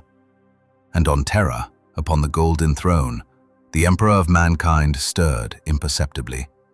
He did not awaken, did not rise, but shifted ever so slightly, as the unbearable burden of his eternal vigil lifted, fractionally, allowing a single thought, clearer and more coherent than any he had managed in 10,000 years, to form in his fragmentary consciousness. Curious. A new piece had entered the great game of the galaxy. Neither human nor Xenos, neither warp nor Imperium, something else entirely. Something that might just possibly change the inevitable course of humanity's slow extinction. Whether for better or worse remained to be seen, a question mark hanging over the fate of the Imperium. As Dr. Manhattan journeyed through the void between stars, his consciousness expanded, encompassing entire solar systems, perceiving the galaxy with a clarity that no mortal being could ever hope to achieve. He observed the trillion souls of the Imperium, each a flicker of light in the encroaching darkness, a testament to the resilience of humanity. He saw the vast hive fleets of the Tyranids approaching from intergalactic space, their insatiable hunger a threat to all life in the galaxy. He sensed the awakening Necron tomb worlds with their anti-warp technology, a silent menace poised to extinguish the psychic spark of the universe. He observed the fragile Eldar clinging to the remnants of their fallen empire, haunted by the ghosts of their decadent past. He perceived the brutal pragmatism of the Orcs, their endless wah, A chaotic force of destruction, a green tide of violence sweeping across the galaxy. All of it existing in precarious balance, all of it facing inevitable entropy. The slow but inexorable march towards oblivion. All of it now changed, however slightly, by his mere presence. A new quantum state had been introduced to the equation, a new variable added to the cosmic calculation. The possibilities had multiplied exponentially, the future branching out into a myriad of potential outcomes. Dr. Manhattan allowed himself a rare moment of emotion. Not hope, not fear, but genuine curiosity about what might happen next in this strange, grim universe where gods and mortals waged eternal war, and where nothing, not even the fundamental laws of physics, was quite what it seemed. His awareness coalesced, sharper and more defined than anything he had perceived in 10 millennia, a mere blink in his timeless existence. A new player had entered the cosmic chessboard, a wild card in the grand game played across the galaxy's vast expanse. Not born of Terra, nor spawned from the alien horrors beyond, belonging neither to the maddening currents of the warp nor anchored to the cold, hard logic of the Imperium. He was something other, a variable holding the potential, however slim, to disrupt the grim, predetermined slide toward humanity's ultimate demise. Whether this disruption would lead to salvation or utter annihilation, the grand finale of existence remained veiled behind the impenetrable mists of infinite possibilities, a cosmic coin perpetually spinning in the air. Dr. Manhattan, unbound by the conventional constraints of time and space, drifted with serene detachment through the star-strewn gulfs that yawned between galaxies. a silent observer in the grand theater of the cosmos. His perception, once limited to the mundane realities of Earth, had expanded exponentially, now encompassing the myriad worlds, both vibrant and desolate, cradled within entire solar systems. Each a unique experiment in the crucible of creation. He witnessed, with an almost detached empathy, the plight of the Imperium's countless trillions, each soul a flickering candle struggling against the encroaching darkness, a vast and ancient empire slowly succumbing to the relentless pressures of a hostile universe. He sensed the immeasurable hunger of the tyrannid hive fleets, tendrils of living bioships, grotesque and terrifying in their alien perfection, reaching out from the chilling void between galaxies, inexorably drawn by the siren song of unimaginable biomass, a feast that threatened to consume all in its path. He registered the silent awakening of the Necron tomb worlds, their ancient anti-warp technology, a chilling testament to a bygone era, poised to extinguish the very spark of psychic energy, threatening to plunge the galaxy into an age of soulless, metallic silence. He saw the fragile Eldar, the Aldari, once the undisputed masters of the galaxy, now clinging desperately to the shattered remnants of their once glorious empire, haunted by the ghosts of their decadent past, a civilization teetering on the brink of utter extinction. He perceived the brutal, pragmatic efficiency of the orcs, their endless "Wah!", a force of chaotic destruction, a green tide of violence and mayhem driven by an insatiable lust for war, a cosmic hurricane ripping through the fabric of reality. All of it, he understood with crystalline clarity, existed in a delicate, precarious equilibrium, a cosmic balancing act teetering on the precipice of inevitable entropy, of ultimate decay and oblivion, the slow but inexorable slide into the heat death of the universe.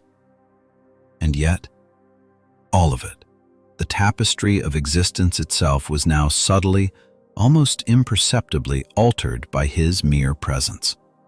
A new quantum possibility, a branching divergence in the river of time, a ripple in the cosmic pond had been introduced into the equation. The potential futures, once a predictable stream, had exploded outward, multiplying into a dizzying, incomprehensible array of probabilities, a kaleidoscope of potential realities. For the first time in what felt like an eternity, Dr. Manhattan allowed himself a flicker of something akin to emotion, a faint stirring within his otherwise placid, godlike consciousness. It was not the naive optimism of hope, a sentiment he had long since abandoned, nor the paralyzing grip of fear, an emotion he considered illogical and inefficient. It was something far more intriguing, a profound and genuine curiosity, a scientist's fascination with an unprecedented experiment, a burning desire to witness what would unfold in this bizarre, unforgiving universe, this theater of eternal war, where gods and mortals clashed in an endless cycle of violence and rebirth, and where the very bedrock of reality, the fundamental laws of physics themselves, seemed to bend and break under the weight of unimaginable forces. He would observe, he would analyze, and perhaps, just perhaps, he would finally understand.